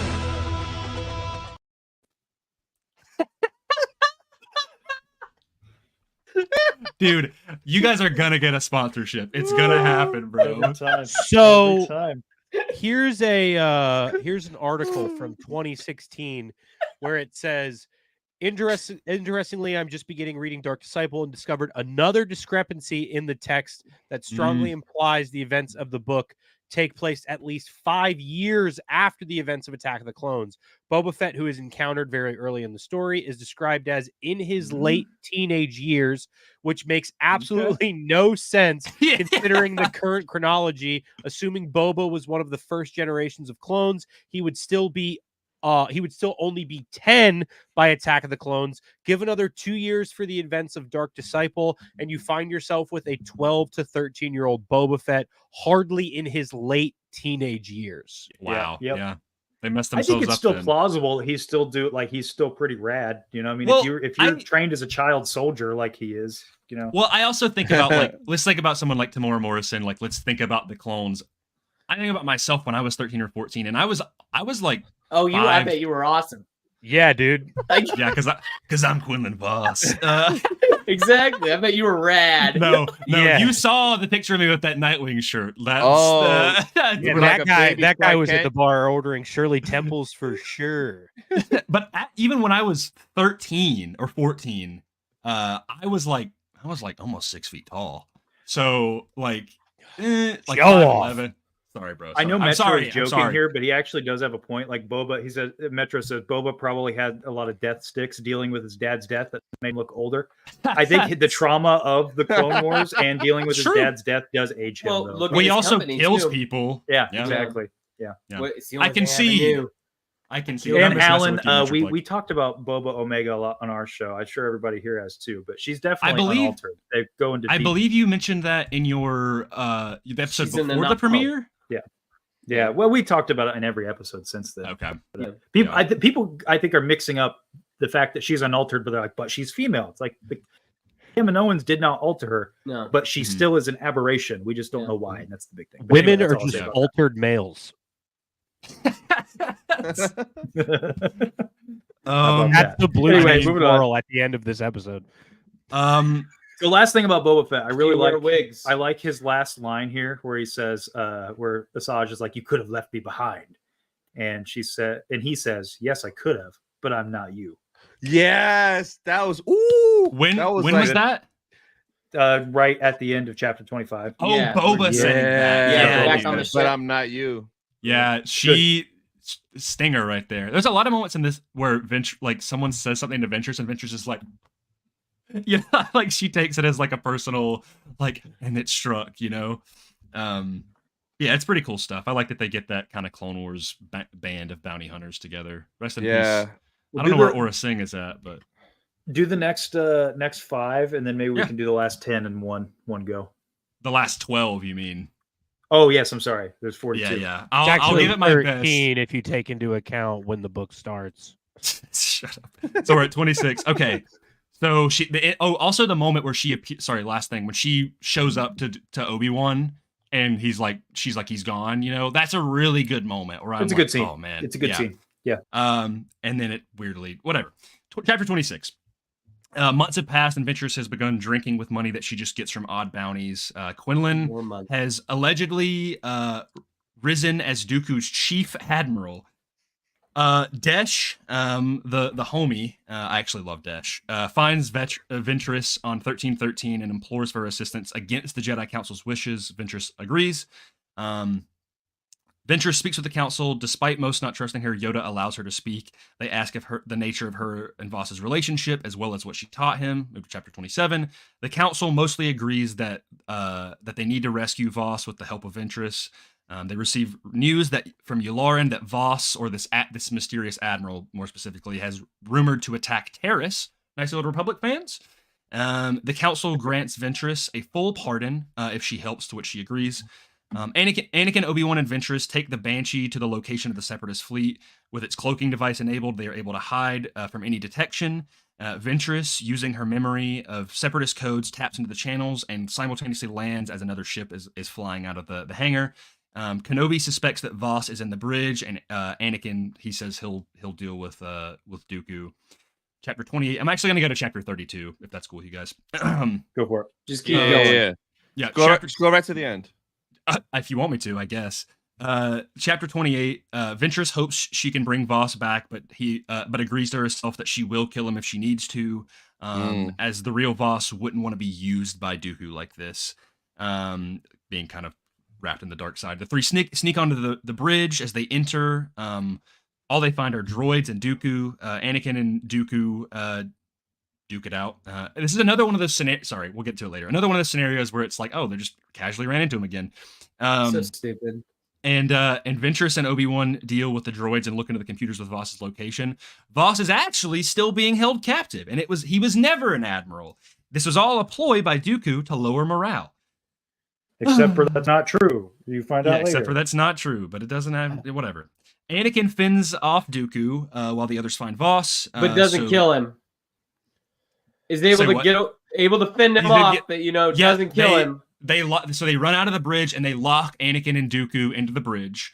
And then Ventress and Kenobi, they find Voss, and he's been tortured more traditionally. He's got like scars on his back and everything, but his demeanor is a stark contrast from when Ventress last encountered him. As he pleads he had to attack her to convince Dooku he had fallen, that there's surveillance cameras everywhere, blah, blah, blah. And keep in mind, earlier when she finds him on Sereno, he has Sith eyes. They say this explicitly. Yeah. He has Sith red or yellow eyes. Yep. So anyway, now he's not like this. And then Ventress doesn't believe it, and she attempts to attack him. She's like, I got to put you out of your misery, bro. Okay, chapter 29. Kenobi and Ventress spar, and this is that moment where, Connor, you were like, the whole like, it was easier to fight you when I was trying to kill you sort of thing. But which I get what he was saying. We'll get into it later. Spar as the ladder that like these droids. Kenobi and Ventress spar as Ventress is intent on killing Voss, who makes distance from them. Some droids show up, and Kenobi convinces Ventress to seize this for the time being. Anakin, as they run away, Anakin reunites with them. He literally drops through a hole in the ceiling. Where's Dooku? We don't know. It is pretty cool, though. Exactly. It is very Anakin. The hangar doors begin to close when they make it to the Banshee. And Voss is like, I'll go take care of it. And he runs out of the door. Stupid. He runs out of the ship, guys, to revert the controls of the door. He runs back, and they leave the hangar as they are chased by TIE-fighters. Ventress, using some piloting skills, evades the droids and makes the jump to hyperspace. Voss again tries to plead to Ventress that his rage was just an act to convince Dooku, but Ventress shuts him down and says they're done. Anakin and Obi-Wan tell him they know she'll come around. Chapter 30.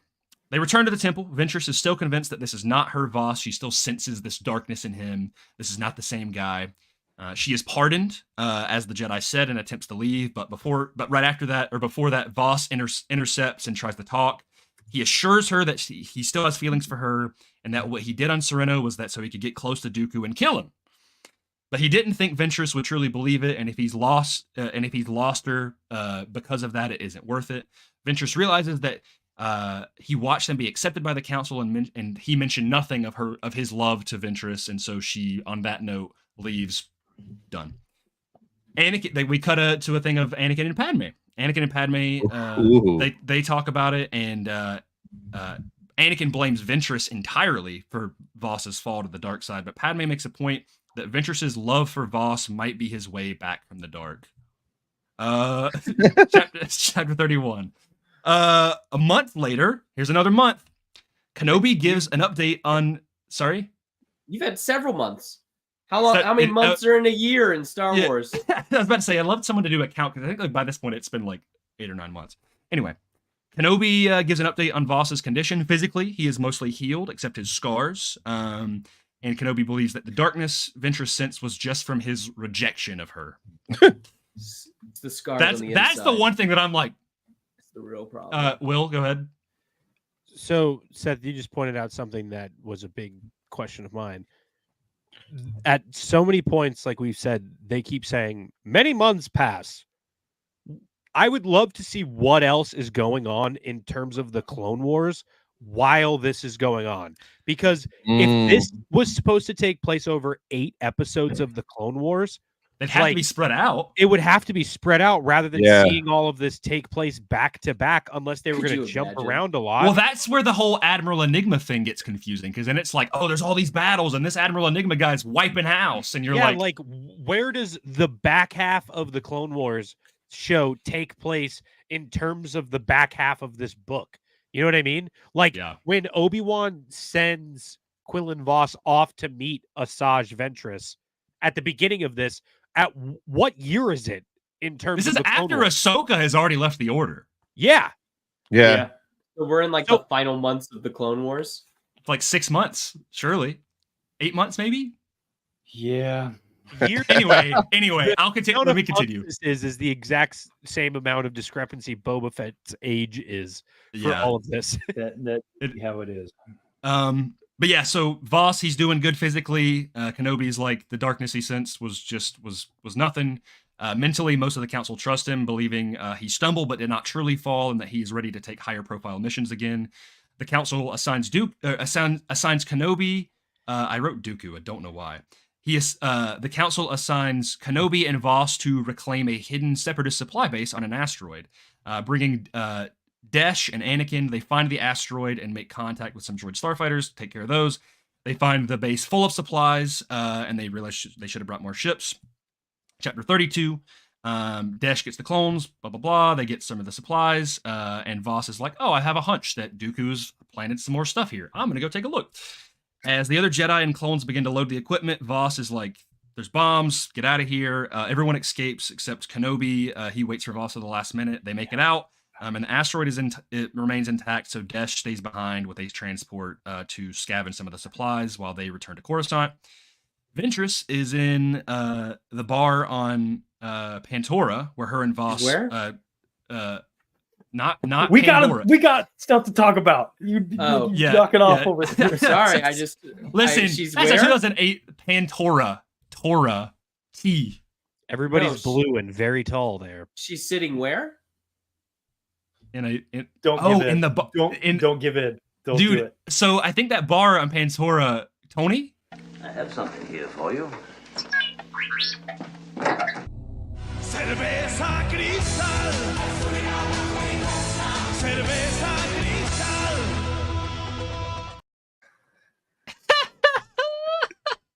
We make 3 cents every time that plays. Banger. We can maybe make our money back from buying the book. I'm just kidding. Bingo. Yeah. Anyway, Ventress is. Thank you, Seth. She's in the bar. Voss just shows up out of nowhere. He admits to her that she was right when she sensed darkness in him, and he did briefly help Dooku. Okay, there you go. But eventually, through all this whole thing, he did forgive her about figuring out about his master. Kind of confusing. But apparently now the darkness that she senses in him is because his heart is breaking because he doesn't have her anymore. And he hopes she will forgive him too. If she does, he will leave the order once he has defeated Dooku, and Ventress accepts. All right, let's end it here. That's the end of chapter 32. Dude, what freaking... It's so complicated. It's so complicated. This book is nonsense. This is where it gets into I can't stand this. Yeah, I'm there there with you. Admiral Enigma. Or fan fiction level stuff. The whole book is kind of like fan fiction. I hate Admiral Enigma. That is the worst thing I've ever heard in Star Wars. Like that. Why? It's so dumb. Listen, okay, like a Batman villain. That's him right there. Yeah. No, it's not. Listen, That's Admiral Enigma. No, I don't hate it. No, that's from the Clone Wars comic book. That is not Admiral Enigma. Like if you told me it's like Darth Enigma or Darth Enigma or something, fine. I guess. Because Darth Obi-Wan? Enigma. Because Darth your girlfriend is dead. Kind of have that vibe to it. But Admiral Enigma, that's what you're throwing out there as your big boogeyman for the galaxy. That's so like Admiral Enigma up here on the bridge. It's just I hate it. I get it from like a galactic standpoint. And then I'm like, at first I was like, are you kidding me? Now Voss is one of his lieutenants. And I was like, I hate this. And then they make the reveal of like, oh no, he's not. Dooku was just using this. I was like, okay, that's cool. See, I like that. I'm with you. But I'm like, I'm down, I guess. Yeah. And then it's like, oh, that makes sense. Dooku really would do that. Then he did help him. And you're like, Admiral Enigma was real. And it's like, this is what I don't get. It's like in the beginning of this book, Count Dooku kills all these people, and Voss is like, I gotta do this thing. And now he's doing all this stuff for the Separatists. It makes no sense for his character at all. That's the true Enigma. He is the true Enigma. I guess he lives up to his name, bro. Yeah. That actually is so hilarious because he lives up to his name, because the entire book I'm like, what is this man doing? And also Yeah. later we That's will a Jedi Master. we'll get to this, but why does Sidious act all surprised about Quinlan later? If Admiral Enigma is all over the HoloNet, That's a great point. Why does Sidious like, yo, who's in the shadows, my Yeah. just so that he walks out? It's like, what do you mean? Yeah. Like He's like, Dooku's not hiding him at all. What are you talking And he doesn't about? even say, oh, he says this is my assassin. He doesn't say, oh, this was the admiral that's been helping us. It's so goofy. It's so goofy. Jeremy, who is this Enigma? Hey there. so- Hey there, Sidious. I'm the new assassin. Hey, I'm hoping to get an audience with you, my liege. It's so goofy. It's so goofy. I like the turn. Like the thing is like, okay, I'm like, I don't hate the idea of Dooku, using Voss as like this unmade, like that's fine, right? That's cool. He's been locked up, but then it's like the whole like you said, it comes to the point where he's like, oh no, he admits to Ventress as he escapes, and she's like sensing darkness in him, and she's like attacking him, and they never give you a direct answer of like why she sensed the dark. Oh, they do later on because it's like, oh, he was lying to himself, and you're like, what? That's fun. Like, that's okay, I guess, that he was so well at concealing it that only Ventress could detect it because she was so deep in the dark side. Good of a spy. Okay, sure. But he could spy on himself. Also, it removes every bit of agency from Quinlan, which, again, if you go by the author's point for the book, is like, hey, this story is to show that no matter how bad it is, how bad you are, you can always come back. Well, nobody blames Quinlan. They put all of it on Asajj at this point. Like in the Jedi Council scenes, they're all like, it's all her. It's all her. She's the one who did this. No one is saying like, man, Quinlan went too far. He succumbed and it's his fault. We gotta now Mace. I can't believe that I'm saying this. I'm with Mace on this one. He's like, dude, execution. That's what we need to do. Well, how many times he flip-flops, I don't blame him. I mean, granted, it paints Mace in a bad light, but like that's the thing is like you get to the point where on Sereno and he's troubled or whatever. But I always hated the idea that like some of the games and Legends and stuff did this where they were like, oh, they fall to the dark side and oh, now they're just automatically teaming up with the bad guy. And then this, they like kind of subvert it where he's trying to get close to Dooku and everything, but it just comes across as messy and makes Quinlan look like a bad character. Yeah, but it doesn't work because at the end, he doesn't actually get close to Dooku and he doesn't actually kill him. He has multiple opportunities. Yes, like if that was the point, like if we got to the point where it's like, okay, he got to it, like, okay, let's say in this world, Dooku can really die. And so you get to that point where Admiral Enigma kills Dooku, and then Asajj and the Jedi Council are like, but you worked for the Separatists, you killed all these people. And he's like, yeah, I had to do what I had to do. And then he looks to Asajj like, you remember the sleeper? Like, you taught me that. You taught me that, sacrifices had to be made. Like, this is what I had to do in order to kill Dooku. Like, this is what you taught me, right? And then that's complicated, and that could be really interesting. But yeah. You remember the sleeper, babe? Yeah, well, the sleeper has awakened. I am Enigma. Pretty much. It's the real me. Like, every time this book tries to be interesting, it decides not to be. It is a series of like moments where I'm like, oh, that's really cool. And then I'm like, okay, like how many times did This is great. Yeah. If I looked like I was really focused for like 5 minutes, that's what I was doing. Pretty much. Dude. That's what it is. Oh my gosh. It's so bad. Man, dude, he looks cursed, by the way, without having the tattoo like across his eye. Like that is man. That's awful quick Photoshop right there. I was like, so the one thing I will say that I will compliment in chapter 27. I wish that it said Enigma and then a question mark after the Enigma. So in chapter 27 stands for question. Sorry. There's this bit here. It said Kenobi and Ventress are talking, and Ventress looked from Admiral Yularen to Yoda, and then back to Kenobi. You've got to be joking. You know as well as I do there is still hope for him. I don't know that, she said bluntly. Oh, I fixed the voices. Sorry. Kenobi was surprised. Mace Windu frowned, leaning forward. You weren't there. You didn't see his face. You don't know how hard it is to come back from You did it, Kenobi interrupted quietly. I like that moment from Kenobi. That's a good moment. Where he's like, you came back from all this. It's not impossible. If you could do it, then he could do it. Yeah. I like the trust in... Because he likes her. Yeah, that's it. Yeah. Good moment, though. I mean, I thought that was good. I do like that Yoda and Kenobi throughout the book are the ones to not quickly as dismiss her. Yeah, they pay her a lot of respect. I think that's great. Because it's like they understand like she's not a Sith anymore, right? But then Mace Windu is like, she's still a Sith, and he's like, former Sith, like, and again, I don't. Go ahead, Will. If the Jedi Council didn't get purged to high heavens, and Asajj kept kicking, do you think at some point they would have brought her into like the Jedi as like as somebody who's because they give her so many chances, and they do it with Ahsoka too, of like, oh well, we'll let you back in. And I know she trained with the Jedi Council and was raised by them and everything, but do you think like how Quinlan has this weird pass to kind of do whatever he wants? Do you think they would have given the same thing to Asajj as like a pseudo Jedi?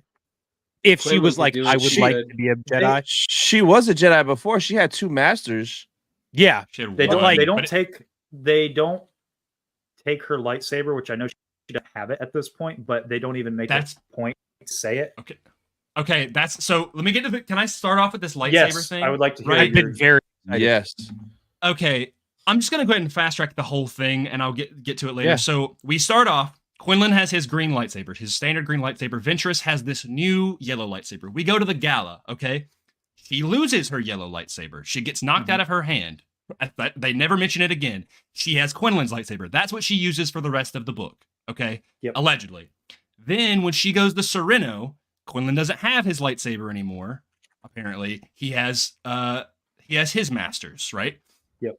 And so then he's using that for the rest of the book. But then later on, so I think she's still using that one. She's still using Quinlan's. And eventually she does give Quinlan back his lightsaber. And then she gets a lightsaber, but I don't think they ever say what lightsaber she's using because she doesn't get her yellow one back. I don't think. And then later on, Dooku, maybe I'll wait for this. I won't. When because it's the last thing when we do the rest of the summary things. Dooku, when Anakin and Obi-Wan sneak on to the ship again, by the way, second time in this book, they're hiding behind a desk, and Quinlan is fighting. I'm assuming he's using his regular lightsaber. Dooku gets his lightsaber knocked out of his hand, and so does Voss. So then Anakin and Obi-Wan, they take the lightsabers, and they take them to the Republic cruiser. And then they escape from the Republic cruiser, and they take Desh and the other guy's lightsabers, okay? Then they escape. Dooku never gets his red lightsaber back, ever. He doesn't ever get it back, because they immediately escape to meet up, and then they go to Christophsis, right? Because Ventress, they meet up. Ventress saves them from the cruiser, and then they go over to Christophsis. They crash in Christophsis, and the entire time, like, I don't think Ventress uses a lightsaber for the rest of the book, so I do think she did lose it. She did lose that yellow one, but then Dooku and Quinlan have been using the blue ones, the ones from Desh and the other guy for the entire book, and that's it. Dooku never gets his lightsaber back ever. What? So he just has it in Revenge of the Sith?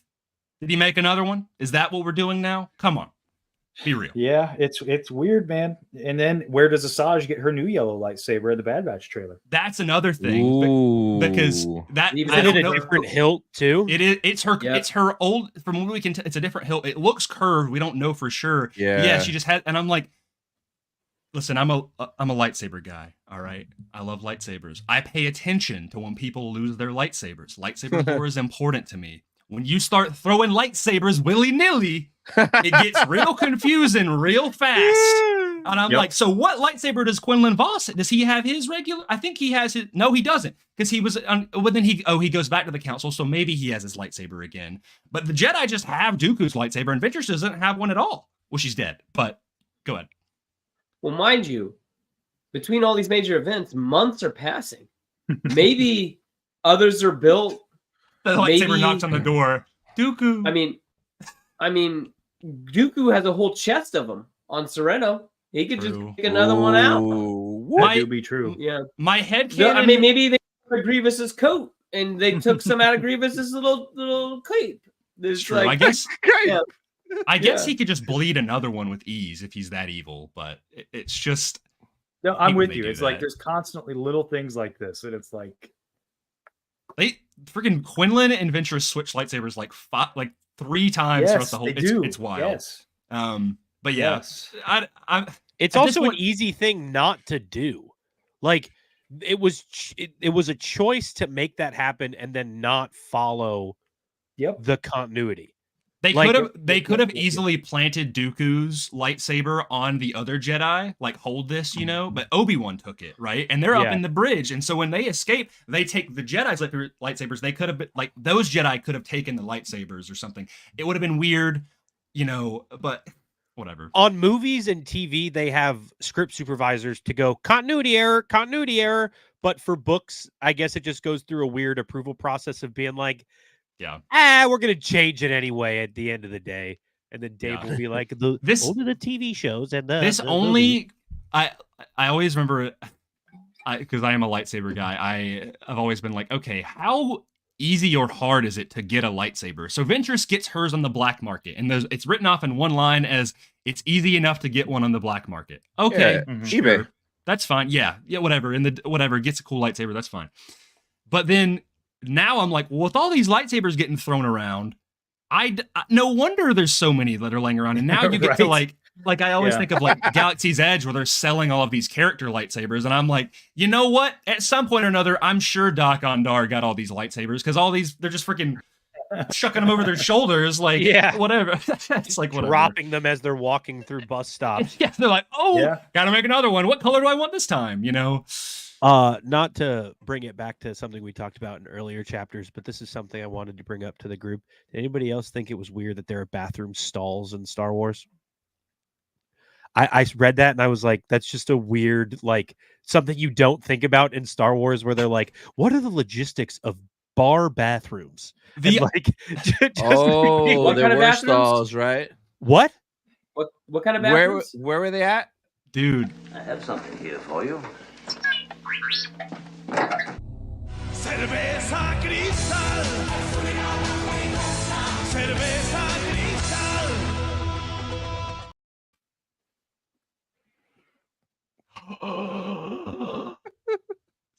cristal. Oh, Will. We lost Will. Even funnier the 14th time, isn't it? That's crazy. That's all I got. I got one joke. We got a I'm quota. sorry. We got to hit 3 more by the end of this. Will, Listen, I need a let's super just cut short after we're done with this of that. Can we?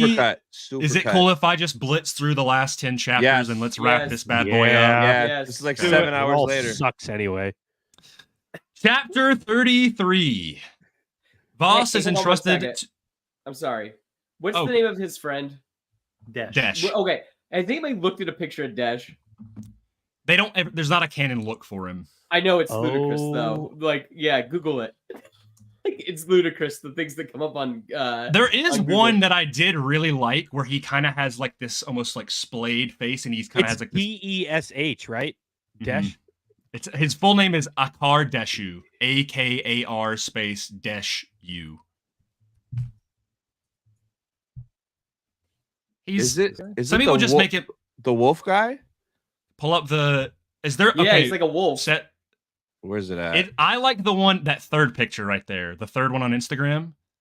I like that look for him. I was like, oh, that's pretty cool. But that one, I'm like, that's Yeah, that's what I There he see. is. Is I'm just like, what is There it happening? There it is. I can't. That's And then I'm so like, bad. That's That's I can't. also like that's The such guy's a That's Power Ranger. beautiful. someone read that and they're like, dog Jedi. I like it. I like it. Now When C-3PO said die Jedi dogs, that's what he was talking about. Yeah, that's it. I can't get over it. That's the picture that I'm just like, I can't, like, I'm done. It's like those memes that people have of like the werewolves or they're like the demons inside of me and stuff. Yeah. Like, Inside you wolves. are 2 wolves. There's 2 wolves Yeah. inside of you. Yeah. Someone said Obi Wolf Kenobi. Oh my god, bro. What? That's good. Yeah. Okay. All right, let's blitz through this and call it a wrap. It is, dude. It like I go because they're talking about the stingers at that one point. You're gonna get to it, and I'm like, all right, what's this guy look like? And so I Google it, and that's the first thing that comes up, and I was just like, this book's so stupid. Wow, that's dumb. I never let them cook. Never let them cook. All right. Chapter 33. Voss is entrusted to directly fight the Separatists once again after this this bomb incident thing. And him and that's so funny. That is horrible, bro. Oh, lightning slug. Woo! It's even worse because he's like his spirit takes like a loth wolf. Oh man. Anyway, that was good. So Voss and Kenobi are assigned to destroy this listening outpost on some planet, Vancor. It was in the show. It's where the Gundarks are from. Anakin joins them. They go to Vancor, and it basically, I'm not going to get in all the details. Nobody's there. All right, it's completely abandoned.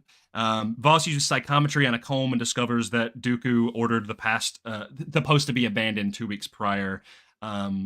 Voss is allegedly frustrated as he feels anything he has learned is now useless. Kenobi suspects someone is leaking info to the Separatists, so they return to the temple. Chapter 34.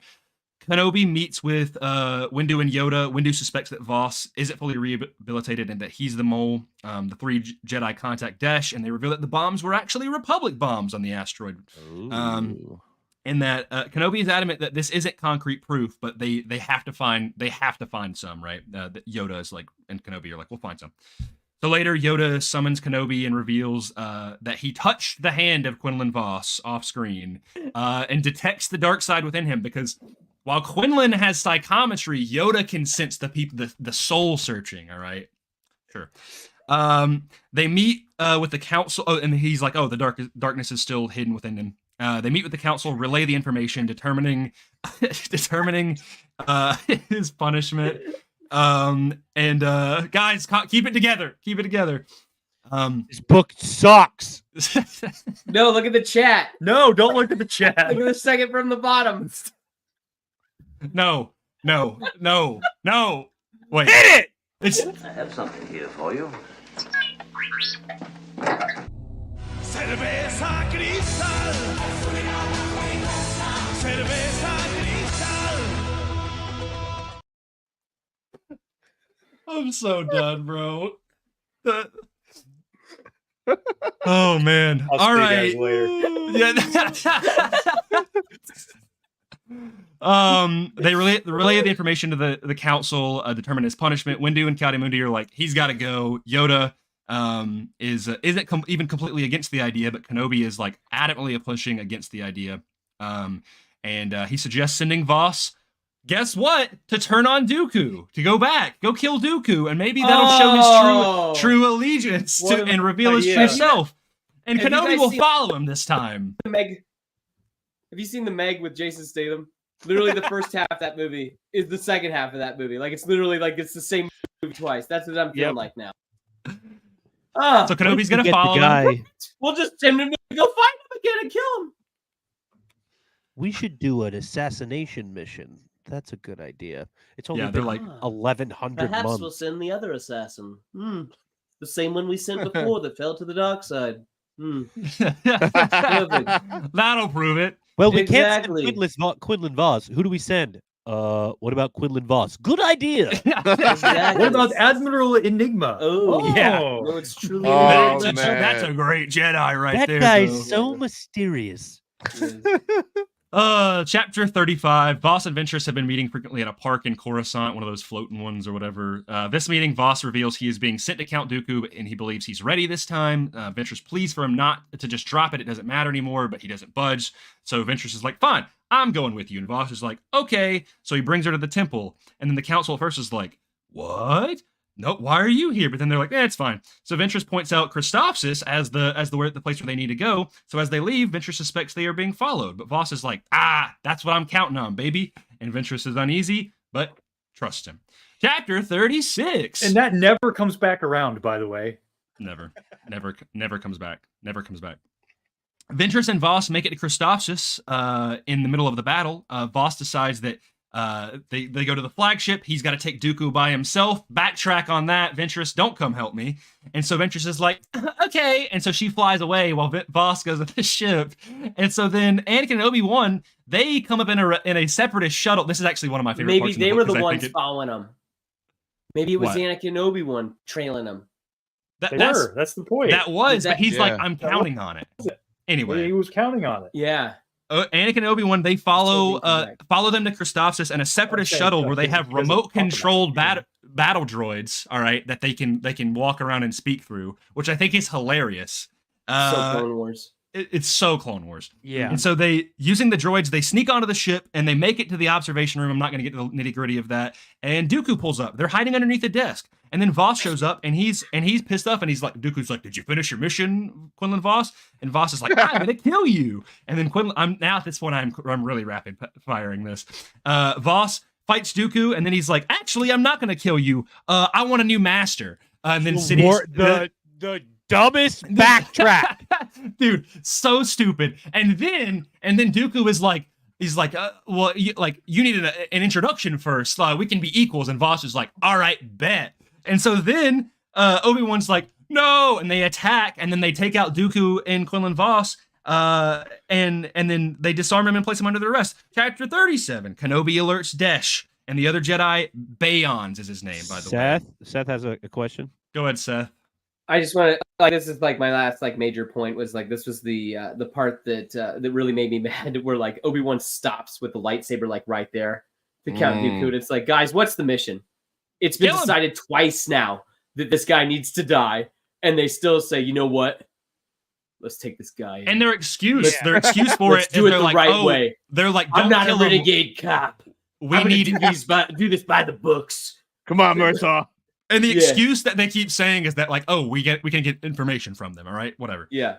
Chapter 37, Kenobi alerts Desh and the other Jedi Bayons, bringing Dooku and Voss. As Desh and Bayons bring them to the brig, Voss stops, and Desh, of course, is like, I want to talk to him. And then Voss is like, you're weak, you suck. Blast, take his lightsaber. They break free. When I literally groaned. I was like, and then as Dooku and Voss escape, they deal with the clones pretty easily. They mess these clones up. Desh uses his Maran birthright, which is the stinger thing, which was mentioned in the beginning of the book, where it pops out. It's like Assassin's Creed. Yeah, literally. And basically, if you hit him with the poison, you die. As soon as you eject it, that person starts to get the blood or the poison in their blood. But then if you touch them, they die. So it's like a trade-off thing. So Desh is like, Voss has got to go. So he jumps at Voss, and Voss turns around and force pushes him back, throws him at Bayons, and it hits Bayons across the cheek, kills Bayons, and then Voss comes up and stabs him with a lightsaber to put him out of his misery, possibly. I'm going to assume. Kenobi then tells the council of Voss's fall. At the same time, the council is agrees that he has to be executed but brought to the temple first for information. So then Cody quickly alerts Kenobi and Anakin of Voss and Dooku's escape and the death of Desh and Bayons. Cody's leg gets broken. And so then Ventress, Voss calls Ventress. Ventress pulls up. They get in the Banshee. I don't know how they got past security. Whatever. I guess the cloaking device. I don't know. And then don't think about it. It'll make sense. Yeah. And then Dooku is there, and Ventress is not as mad as she should be. She is mad, but Voss is like.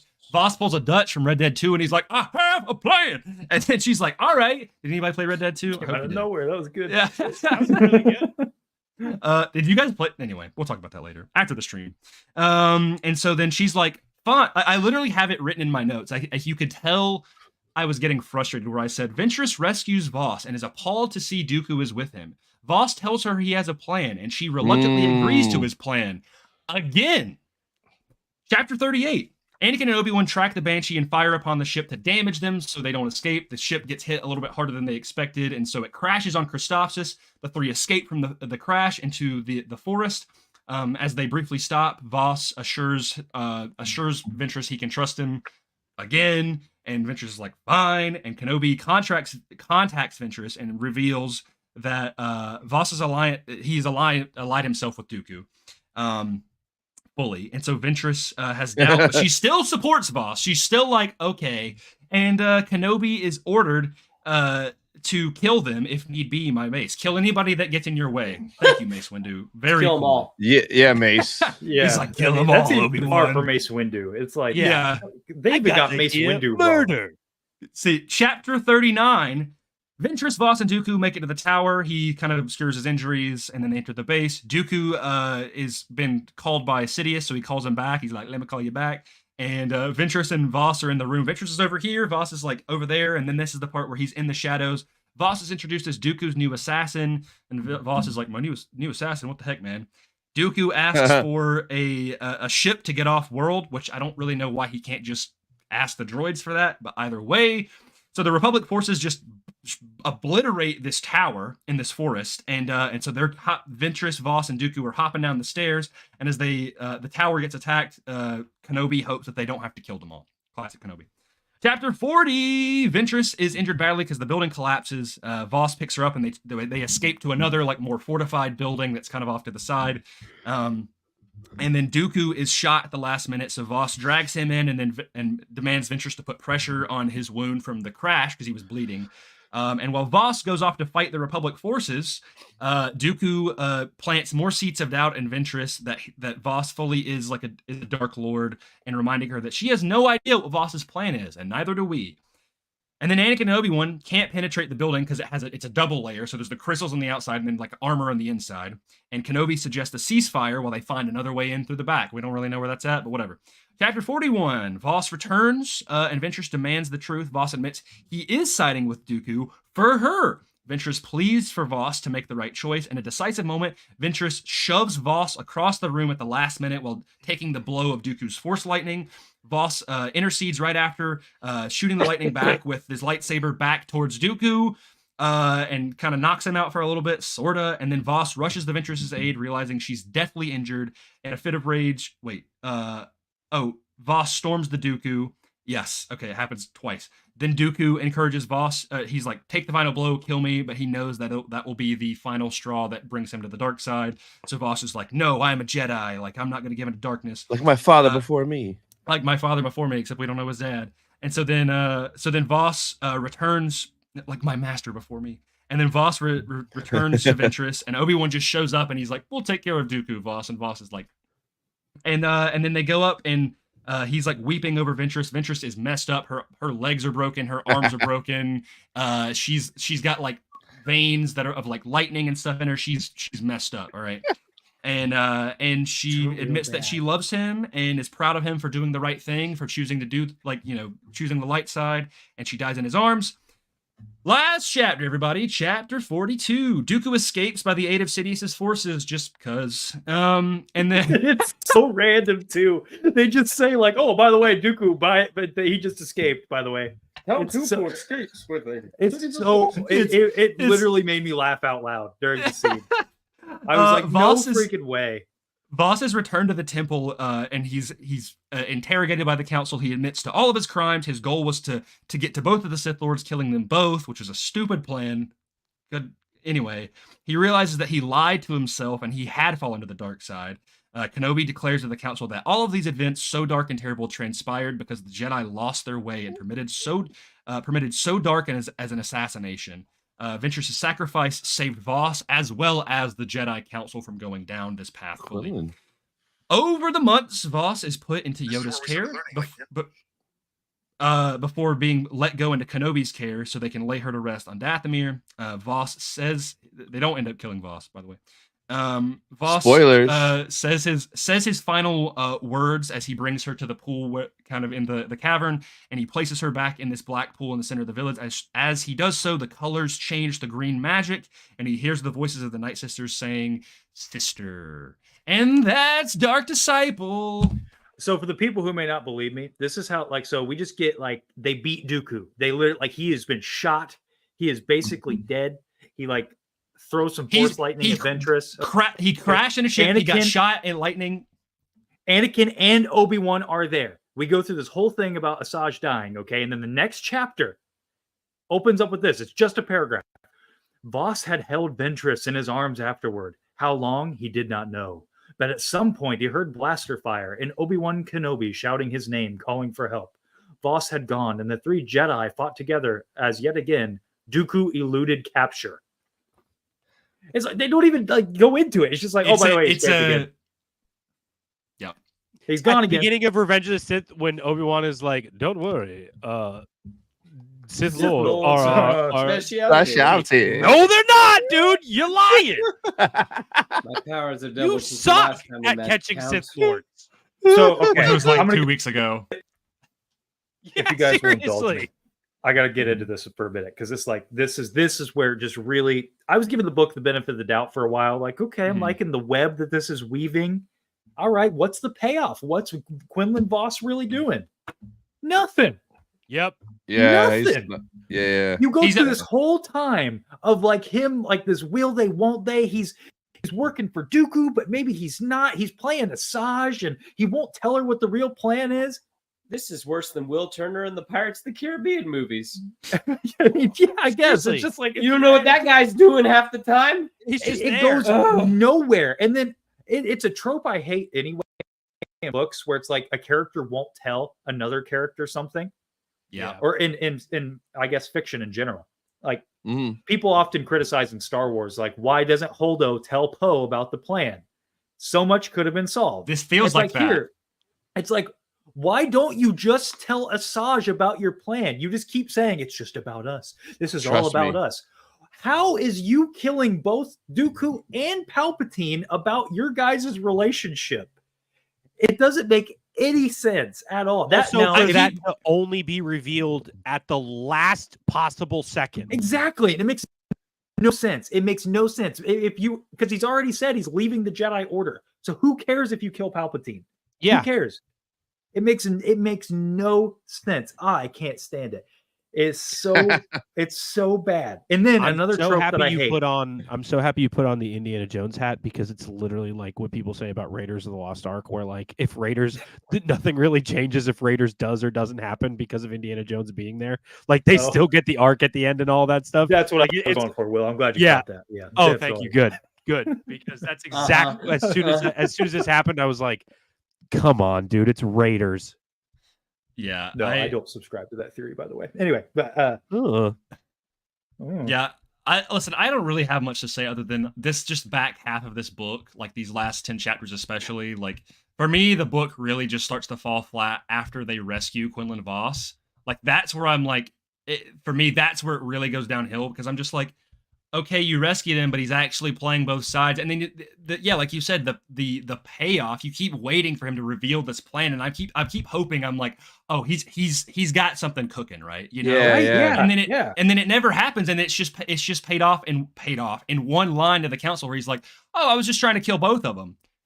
Oh, exactly. Why? And then there's no consequences. That's also what drives me nuts. Is there's nothing. He faces no repercussions. He has to get shadowed by Yoda for a little bit. And he's on probation. Well, he can't be alone with Ventress's body at the end. And it's like, dude, you killed how many people? Hey. Yeah, I know. I thought that too. It's a little weird, odd, but he killed two Jedi, a bunch of clones, teamed up with Count Dooku, probably killed more clones. The book I'll be honest, the book should have ended when they go to capture or when they go to rescue him the first time. That's where everything should have been. It should have just been, oh, Dooku was doing that as a ploy or whatever. So then Ventress sneaks on, and then that's the whole thing. Book ends right there. Ventress dies. Quinlan is rescued. The darkness was still inside him just from the trauma that he went through. Bam. Yeah. That's where you end the book. You know what? Have them both die at the end of this book. Yeah. Like Juliet. That'd have been so much better. But he lives. And why does he live? It's like, gosh, another trope that I hate. Ventress dies 4 times during her conversation, where it's and then her body went limp. It's Shrek 3 with the king, the frog. Yes. That's exactly what it is. Have you ever seen that meme about Yoda when he dies in Return of the Jedi, where he's just like, Luke, and then Luke keeps talking for a little bit, and then he's about to leave, and then you hear Yoda go, Luke, and then he's like, okay, and he turns back around, and it keeps happening. That's what this felt like. I'm like, okay, is she dead or not dead? Gosh. Yeah. Poetry, Connor. It rhymes. Speaking of that is the worst. That is the most egregious offense of this book. I will read it because it makes. They didn't have to do the Return of the Jedi thing, but they did. Let me read it exactly. You know, she saved all of our souls. The Count still smiled, still anticipated the final step that would turn Voss irrevocably to the dark side. I am not your kind, Voss said, his voice thick. I do not feed off vengeance. Truth was quiet. It did not need to shout or to demand. It simply existed. I am a Jedi. Voss deactivated his lightsaber. It's the same freaking scene. Like They didn't. It doesn't work. It doesn't. I mean, I am not your kind. You have failed, Your Highness. I am Yeah, a Jedi. it's- It's the same. This made me more mad than anything else in the book. Will, go ahead. Let's hear it. What events in this book actually affected anything in Star Wars? Nothing, Asajj's because death, Count we'll see it in Dooku Bad gets Batch. murdered a couple months later by a Jedi.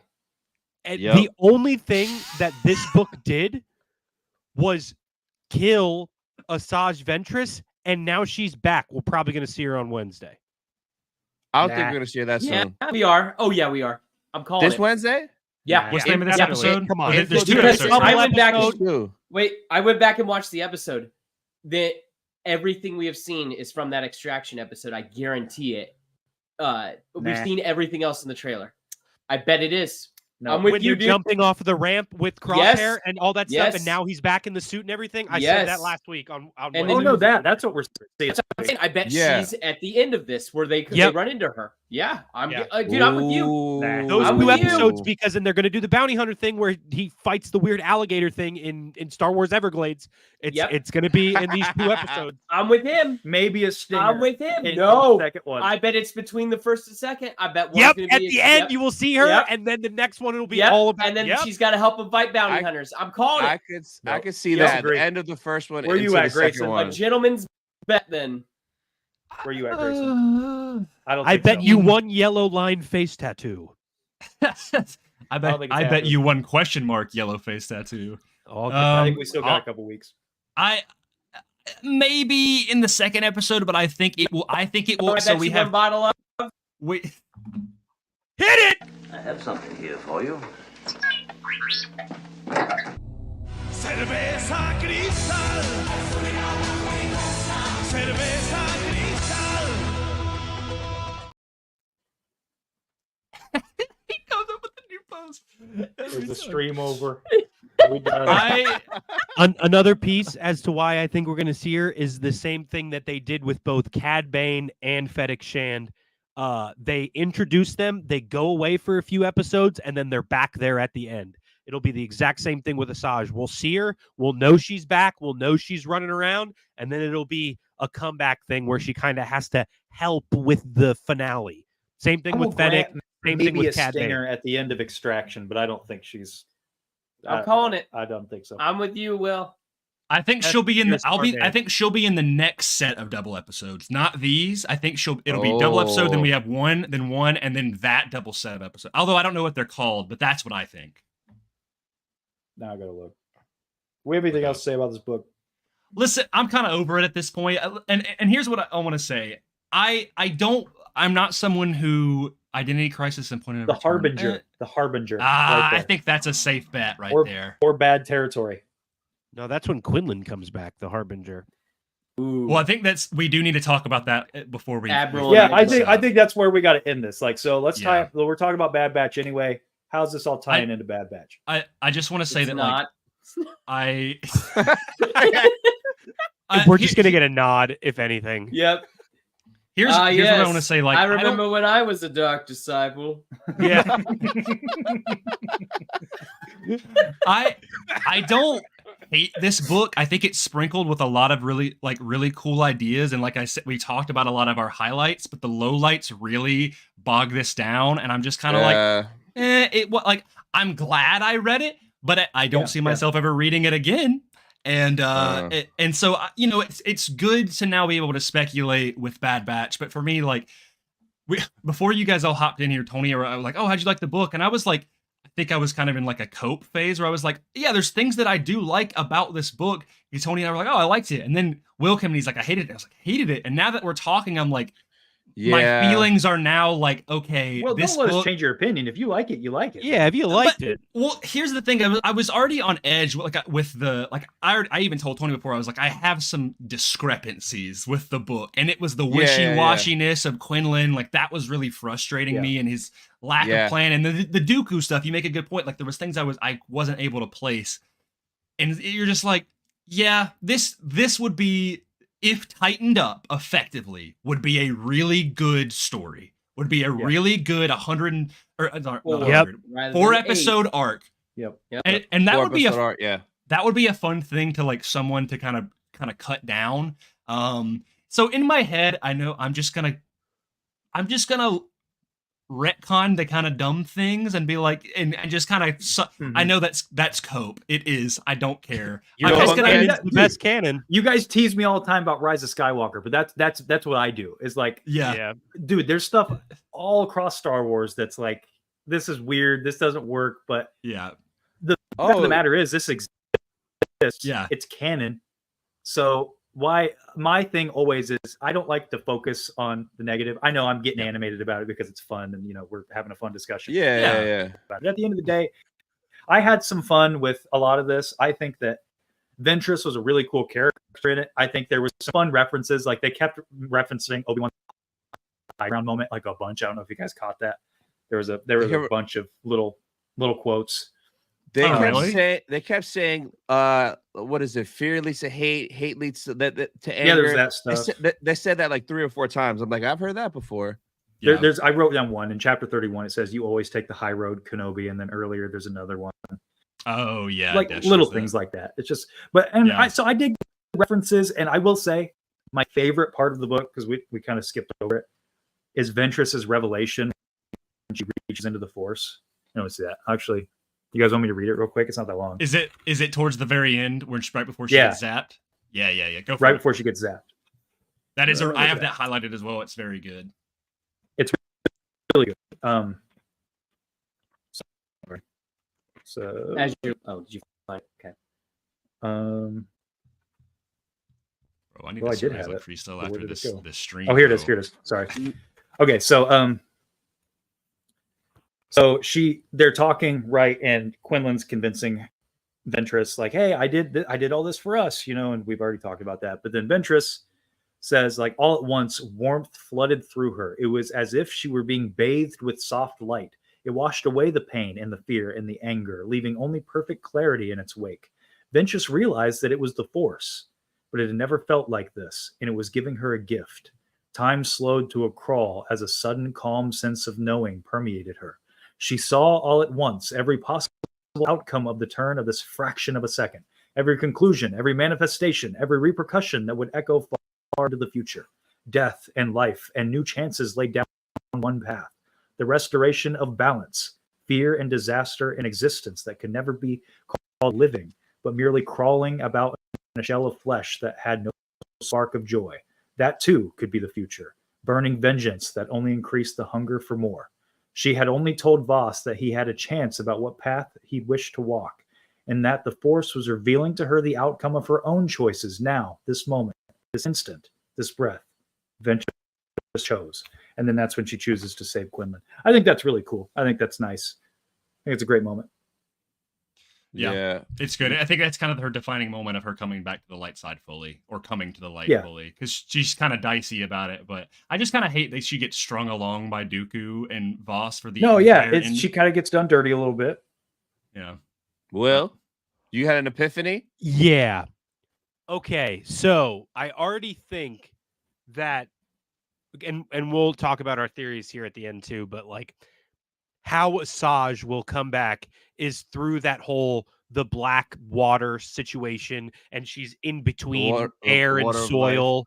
Yeah, the water of life, and all you hear is the word sisters. So she's in a weird stasis, right? Is what I'm going to assume. Worlds. Exactly, and somehow she comes back. I don't know if it's necessarily going to be World Between Worlds, Force Ghost deal, but what I think the only other time that that's going to be used is when Thrawn's bringing all those Night Sisters back Yeah. to Dathomir at the end of Ahsoka season 1. They're all going to get dropped in there, and they're all going to rise the same way as Asajj is brought back for Bad Batch season 3. And that's how we'll see it for Ahsoka season 2. It'll be the for same sure. thing. I think that's. I think that's for Definitely. sure the narrative, like, or rather the meta reason for bringing Ventress back in Bad Batch is to sort of sow the seeds for Thrawn later.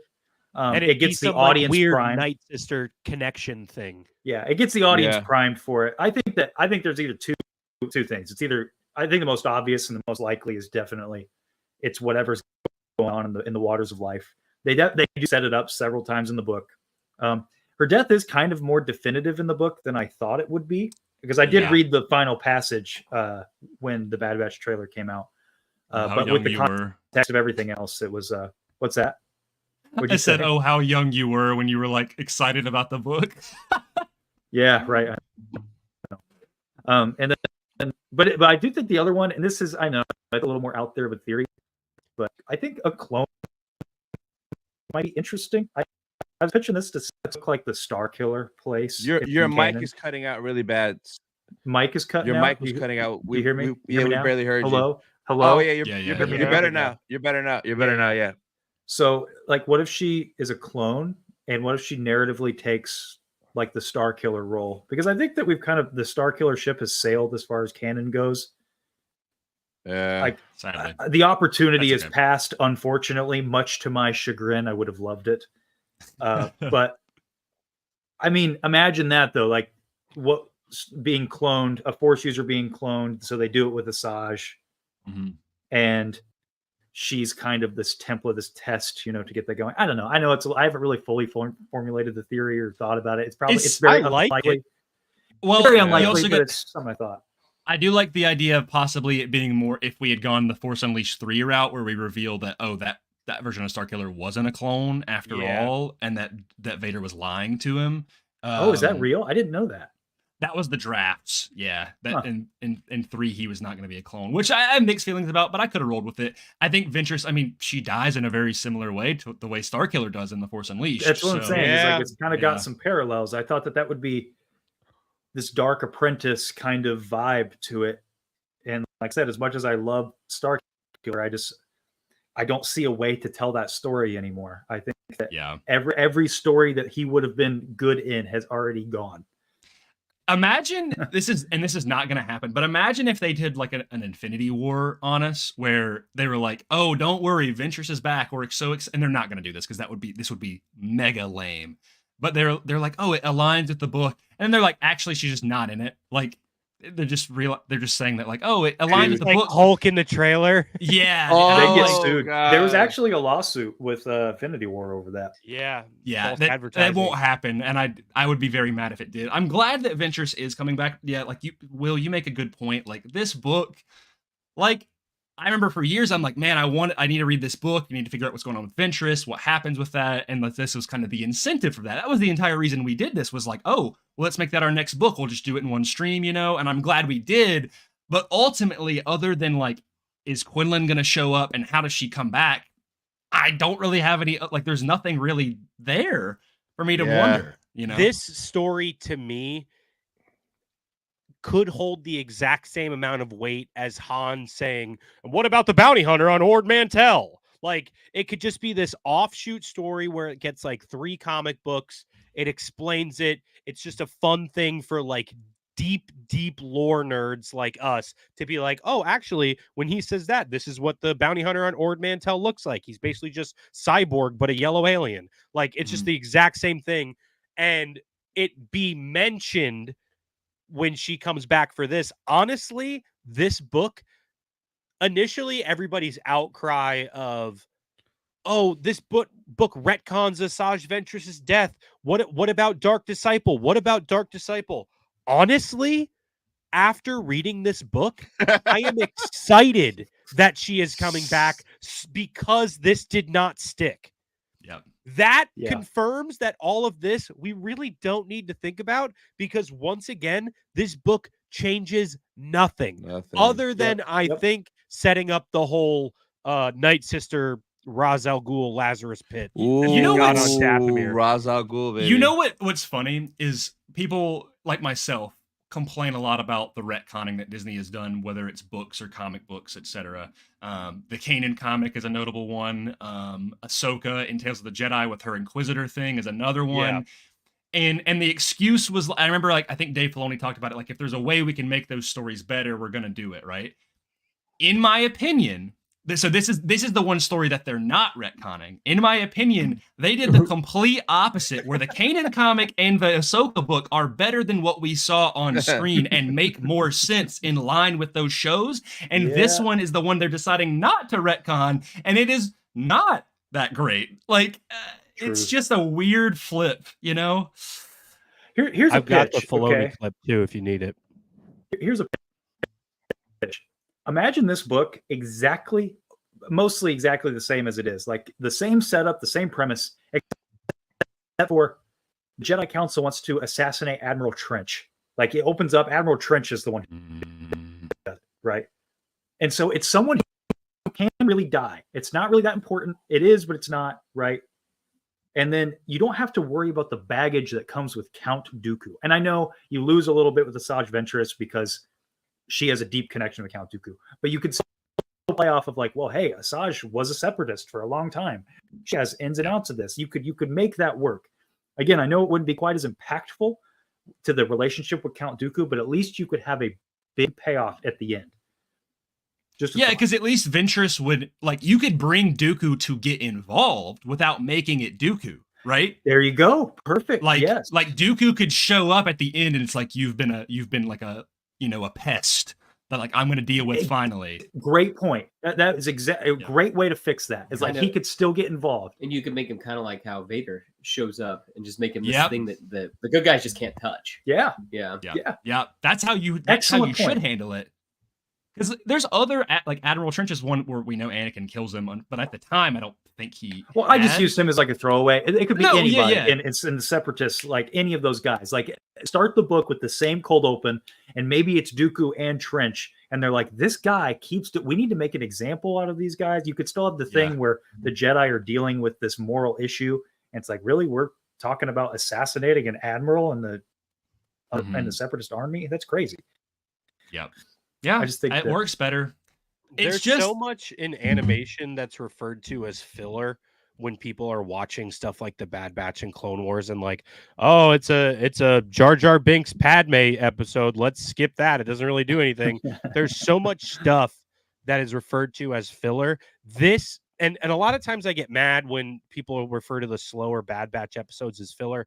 Obviously, stuff like tech building that speeder, like that's like, yeah, that's filler, but I still enjoyed it. Whatever. It builds character. This 100% is filler. It's an addition that does not add anything. When you look at all the stuff from Bad Batch, it's like, what does this give us? I will devil's advocate just a little bit, only in that.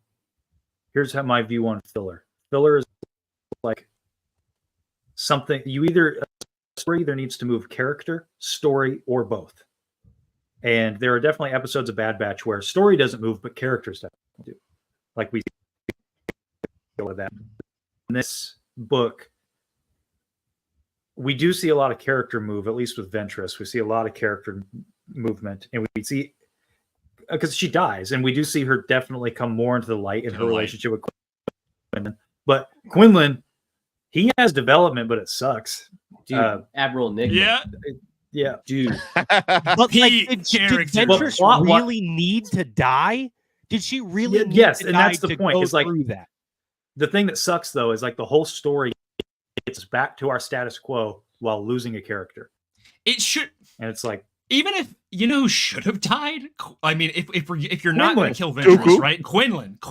And then Ventress has a reason to go to the light side because she lost her lover in a way that she set up, tried to teach him to become part of the dark side, realized that she did, and then he sacrifices himself for her. Now she has to live with that and do stuff like the Jedi path and help kids out in the Kenobi show. That's what it should have been. We're coming for you, Christie. No, I will say, I do like. Have you guys read the Inferno Squad book? Adapted it. Yeah. No. The Inferno Nope. Squad Did she write book the is a Inferno better She did story write than she's got the some good books Battlefront in there. 2 actual story. Yeah, the prequel book. Yep, Yeah. it's really good. It's No, really she's- good. just It's- Jackson, guys. She's a good. I don't she's want got- to. I don't she's want to got a hate lot on of really Katie good- Lucas. Yeah, but like this book basically, final point standing is it feels kind of like they just took the raw script that Katie Lucas had written out, maybe with one pass of revision, and they were like, we can't make it an episode. They had started prevising it, and they just gave it to Christie Golden. They were like, adapt this.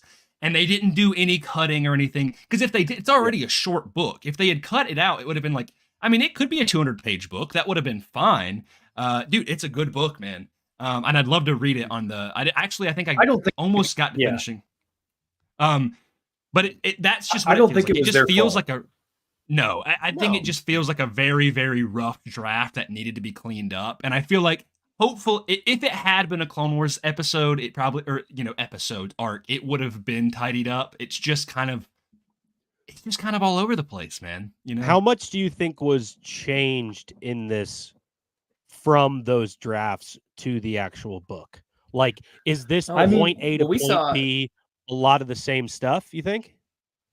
Well, we saw an animatic or whatever of something that didn't happen in the book, so she had to probably fill in holes of stuff where it's like, well, we needed the story to really be about. I mean, yeah, she definitely them. had to fill in stuff. That's what I'm saying. Like, she needed to fill in like what they're doing at the time, because we're not gonna focus on this because it's not a TV show. It's a book about these two. I know it's not a perfect 1-to-1, but the audiobook I think is like 9 hours, whereas the Clone Wars 11 episodes would have only been 4 hours long. Yeah, if they made all 8. So the audio was that much 11 more hours. content. Yeah. Like I said, I know it's not a think 1-to-1. the ending, and the ending feels like out of the stuff we've seen from like the animatics and all of the drafts and everything that we've shown, because you guys are right that we've seen so much about this arc, to make a book about it makes sense because it was presented as like there's all of this stuff going on. But I think all of us across the board kind of have this feeling of the end is where it really nail in the coffin. This story is not great. I have a feeling like that's kind of where the drafts tailed off into, rather than having all of that detail of like Asajj and Quinlan are there, Count Dooku kills Asajj, it's Force lightning, and then you just figure it out from there. And maybe that's where she took a little bit of the reins from that, because that's honestly, and like I said, we all felt the exact same way. That book tails off right at the end where you're like, what are we doing? It really doubles down on all of the inconsistencies that we were mad about as you were given across the book. So I don't know. It just kind of, you also you give a good point. It's like that last chunk also really dives into playing the hits. Like you get so much just, hey, you remember Star Wars? Like that's the whole last bit. If Quinlan literally did everything that Luke did in Return of the Jedi, except for throw his lightsaber, it was he's the a combo. same thing. He's a combo between Anakin and Luke. His motivations are Anakin, but then he acts like Luke. And then that Anakin and Obi-Wan were also just there at the same time, and Quinlan and Asajj are the ones who are the focus of, like, I get putting the spotlight on those characters, but in terms of the Jedi during the time of the Clone Wars, when Anakin and Obi-Wan show up, it's their show. Quinlan and Asajj are not the ones who should be dealing with Count Dooku. It should be Obi-Wan and Anakin. And yet again, Sith Lords aren't your specialties, guys. Liar. Seth? Well, we already even know, too, that the Bounty Hunter episode with Obi-Wan's already happened, right? Oh, yeah. But yeah. So that's when Sidious realizes at that point in the Clone Wars, right? That like Anakin's pretty much ready. Like he's So it's like, think about that. Dooku's able to escape Anakin multiple times now at this point, when that's been months ago. That so like Anakin's gotten even more powerful. How is Dooku able to escape every time then? Anakin should just be able to, well, he can 1v1 him. Like, I mean, he does in the book. He basically he locks himself in a room and just decides to fight him. If I can say one last thing about inconsistencies, Connor, like you said, at the end of this book, they're just playing the hits of Star Wars. One thing I think about, because Anakin's there, but because specifically Dooku's there, when Anakin is going to kill Sidious and he's like, it's not the Jedi way. We have to put him on trial.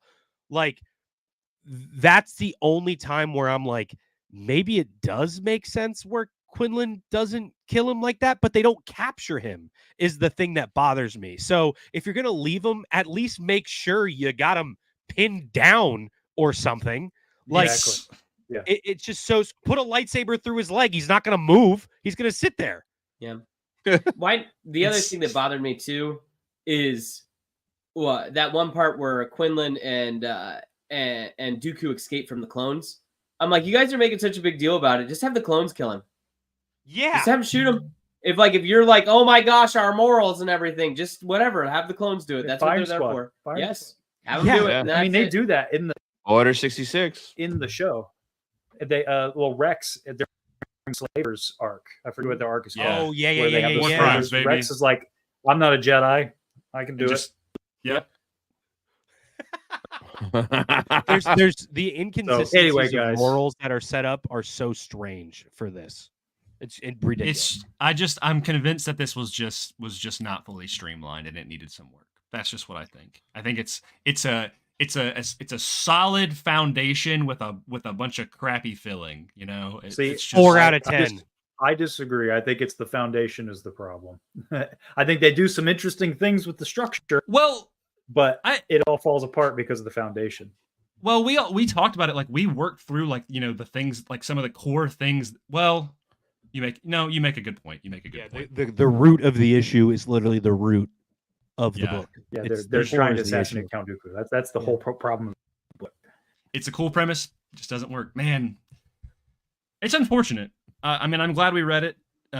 Maybe Cole dodged a bullet. You know, that's the real reason. He was like, "Guys, I got other stuff." Would have been real cool if they sent Boba Fett to assassinate Count Dooku. Yeah, that would have got it done. He would have got it done. Dude, man. So Yeah. what do we read next? What's up next? So we will be taking a little bit of we might have a little bit of a backup plan. I'm going to pitch it to everybody here, but concretely at the end of April, as the beginning of April, the Living Force debuts. I believe it's on April 3rd. So I want to we're going to try to split that up into some even chapters. Hopefully the Jedi Council is cooler in this book. And John Jackson Miller. Quinlan shows up. If Quinlan shows up. Yeah. So that is the next book we're going to be reading. It's getting. I retract my statement. Yeah. So that's the next book we'll be doing. We'll be doing that around the end of doing the first part of that around the end of April. I don't know how long that book is, but that is what is on our radar. So when that book drops at the beginning of April, grab yourself a copy in whatever format you like, and that's the book we'll be doing. And then after that book, it's open air. It's open ended. We might leave it to you guys, or we might give you some options. So stay tuned. Cool. I'm down. It was fun. They can't all be winners. They cannot. Hey, it's at least we got a non-winner out of the way, maybe early to kind of I still had a great time discussing. You know, you can't enjoy a Plagueis without a Dark Disciple. I feel bad for Tony because I know Tony came in here like just bright-eyed and bushy-tailed. He's like, I love this book. Oh, and I'm sorry. I had fun in my mind seeing the Sith Eyes Quinlan for that little bit. I'm like, oh, that's cool. It's still cool, bro. But I mean, like a lot of the stuff you guys said makes sense. Like there's a lot of plot holes. So. Get out of here, Quinlan. You suck. No, I'm kidding. Get out of here. Yeah, I feel bad for that guy. Hey, Quinlan, change your name. Quinlan was here. I'm sorry, Quinlan. I don't know if you're just now joining, but across the just board, we did not love the book. They don't like you anymore, Quinlan. Sorry. Change your name to Admiral Enigma. Wait, pull up the picture again. Make him change it to his profile picture to this. Yeah. One second. I'm gonna bring it up right now. A custom figure of this, dude. Does the Black Series Quinlan Voss exist? No. Yeah. Maybe Hasbro wouldn't do that.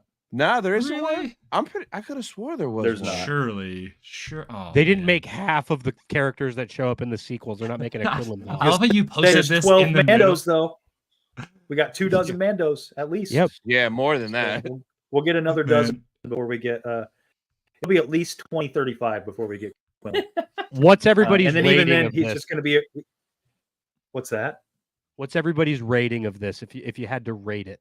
Oh, rating of the book? Yeah. Gosh, that's tough because there's good Should we stuff put in here. Tier list? Book club tier list? We have Listen, 2 books. We have Here's 2 where books. I would We put got- it. Okay. This is my Bad Batch episode tier Yeah, list. don't mess with that. That's fine. I'm We just gonna can point to just by using our rules where we like the peaks and the Law of valleys, the averages. law of Peaks and averages. I'm like very low C tier It's a if I'm D. being generous, but It's a I'm D. probably high D. It's a D. I'm saying low C. Yeah. I'll go C. I think that there's enough things that like I enjoyed while reading it that makes me put it. I know there were pretty bad moments, but Ooh. Man, there were times that I was having a good time, so I would probably. I will say- low C or. I gotta high D. disagree with Quinlan. The book is at the very least is not boring. It's just has issues. That's true. It's not It's boring. repetitive. It's not boring. It's repetitive. Yes. I was never Yeah. bored. I was just So dissatisfied. I guess we'll put Will, where do you put it at? C, D? This might be an F tier book. This Well- was not fun. Like at every point in this book, I was like, why? I was angry that they were making the decisions they were making. And then at the end of the book, I felt bad. Nothing changed my opinion of this book. I am so happy Asajj Ventress did not die. Yeah. Well, she did. No, she didn't. Yeah. So I guess we're putting it around like low D. I think that's from the averages there. That's about where that lands. Yeah. Oh. Y'all are whack. Hey, that's okay. Do you even know his name? Will, that was 100% you. Dude, he's That's back. awesome. That's fantastic. Is that one of you guys? No. That's No, Will. dude. 100% Will. awesome. Not even. That's probably bro. that Thrawny burner account. I Oh, love man. that. Oh my! Man, I New I, con idea. New costume. Thronian Admiral Enigma. Yep. All right, guys. Well, it has been fun. It has been real. I'm glad we read it. Glad to be over it. Glad to read The Living Force. That's all I got. We're sorry if you read this book. Hey, it was fun though. Seriously, if you guys liked it, Yes. then like it. That's big on our, it may not be our Star Wars, but it can be your Star Wars. Yeah. And that's really cool. That's You the let thing us is- know. Yeah. We're always open to it. That's how I always feel about Star Wars things. Even if there's a book that or a project that I'm not particularly fancy on, there's always something that I can appreciate out of it. And there was things that I did in this. So yeah, but does anybody want to give their parting locations where they can find you guys before I exit us out? You can find us at Beyond the Dune Sea. Out beyond dunes. Out Beyond the Dune Sea. That's true. Yeah. Star Wars Sith and Sith Talk podcast on YouTube. You can find me floating in a pool of black water on Dathomir, just waiting for this book to be better. You can find me at Mortis FM because that's what matters. And also, Well- Mortis FM just had a good cameo appearance on Tales from Tashi Station. Go watch Oh yeah, yeah. I did where we Yes. actually converted some of Legends characters into canon, and one of those actually was Starkiller.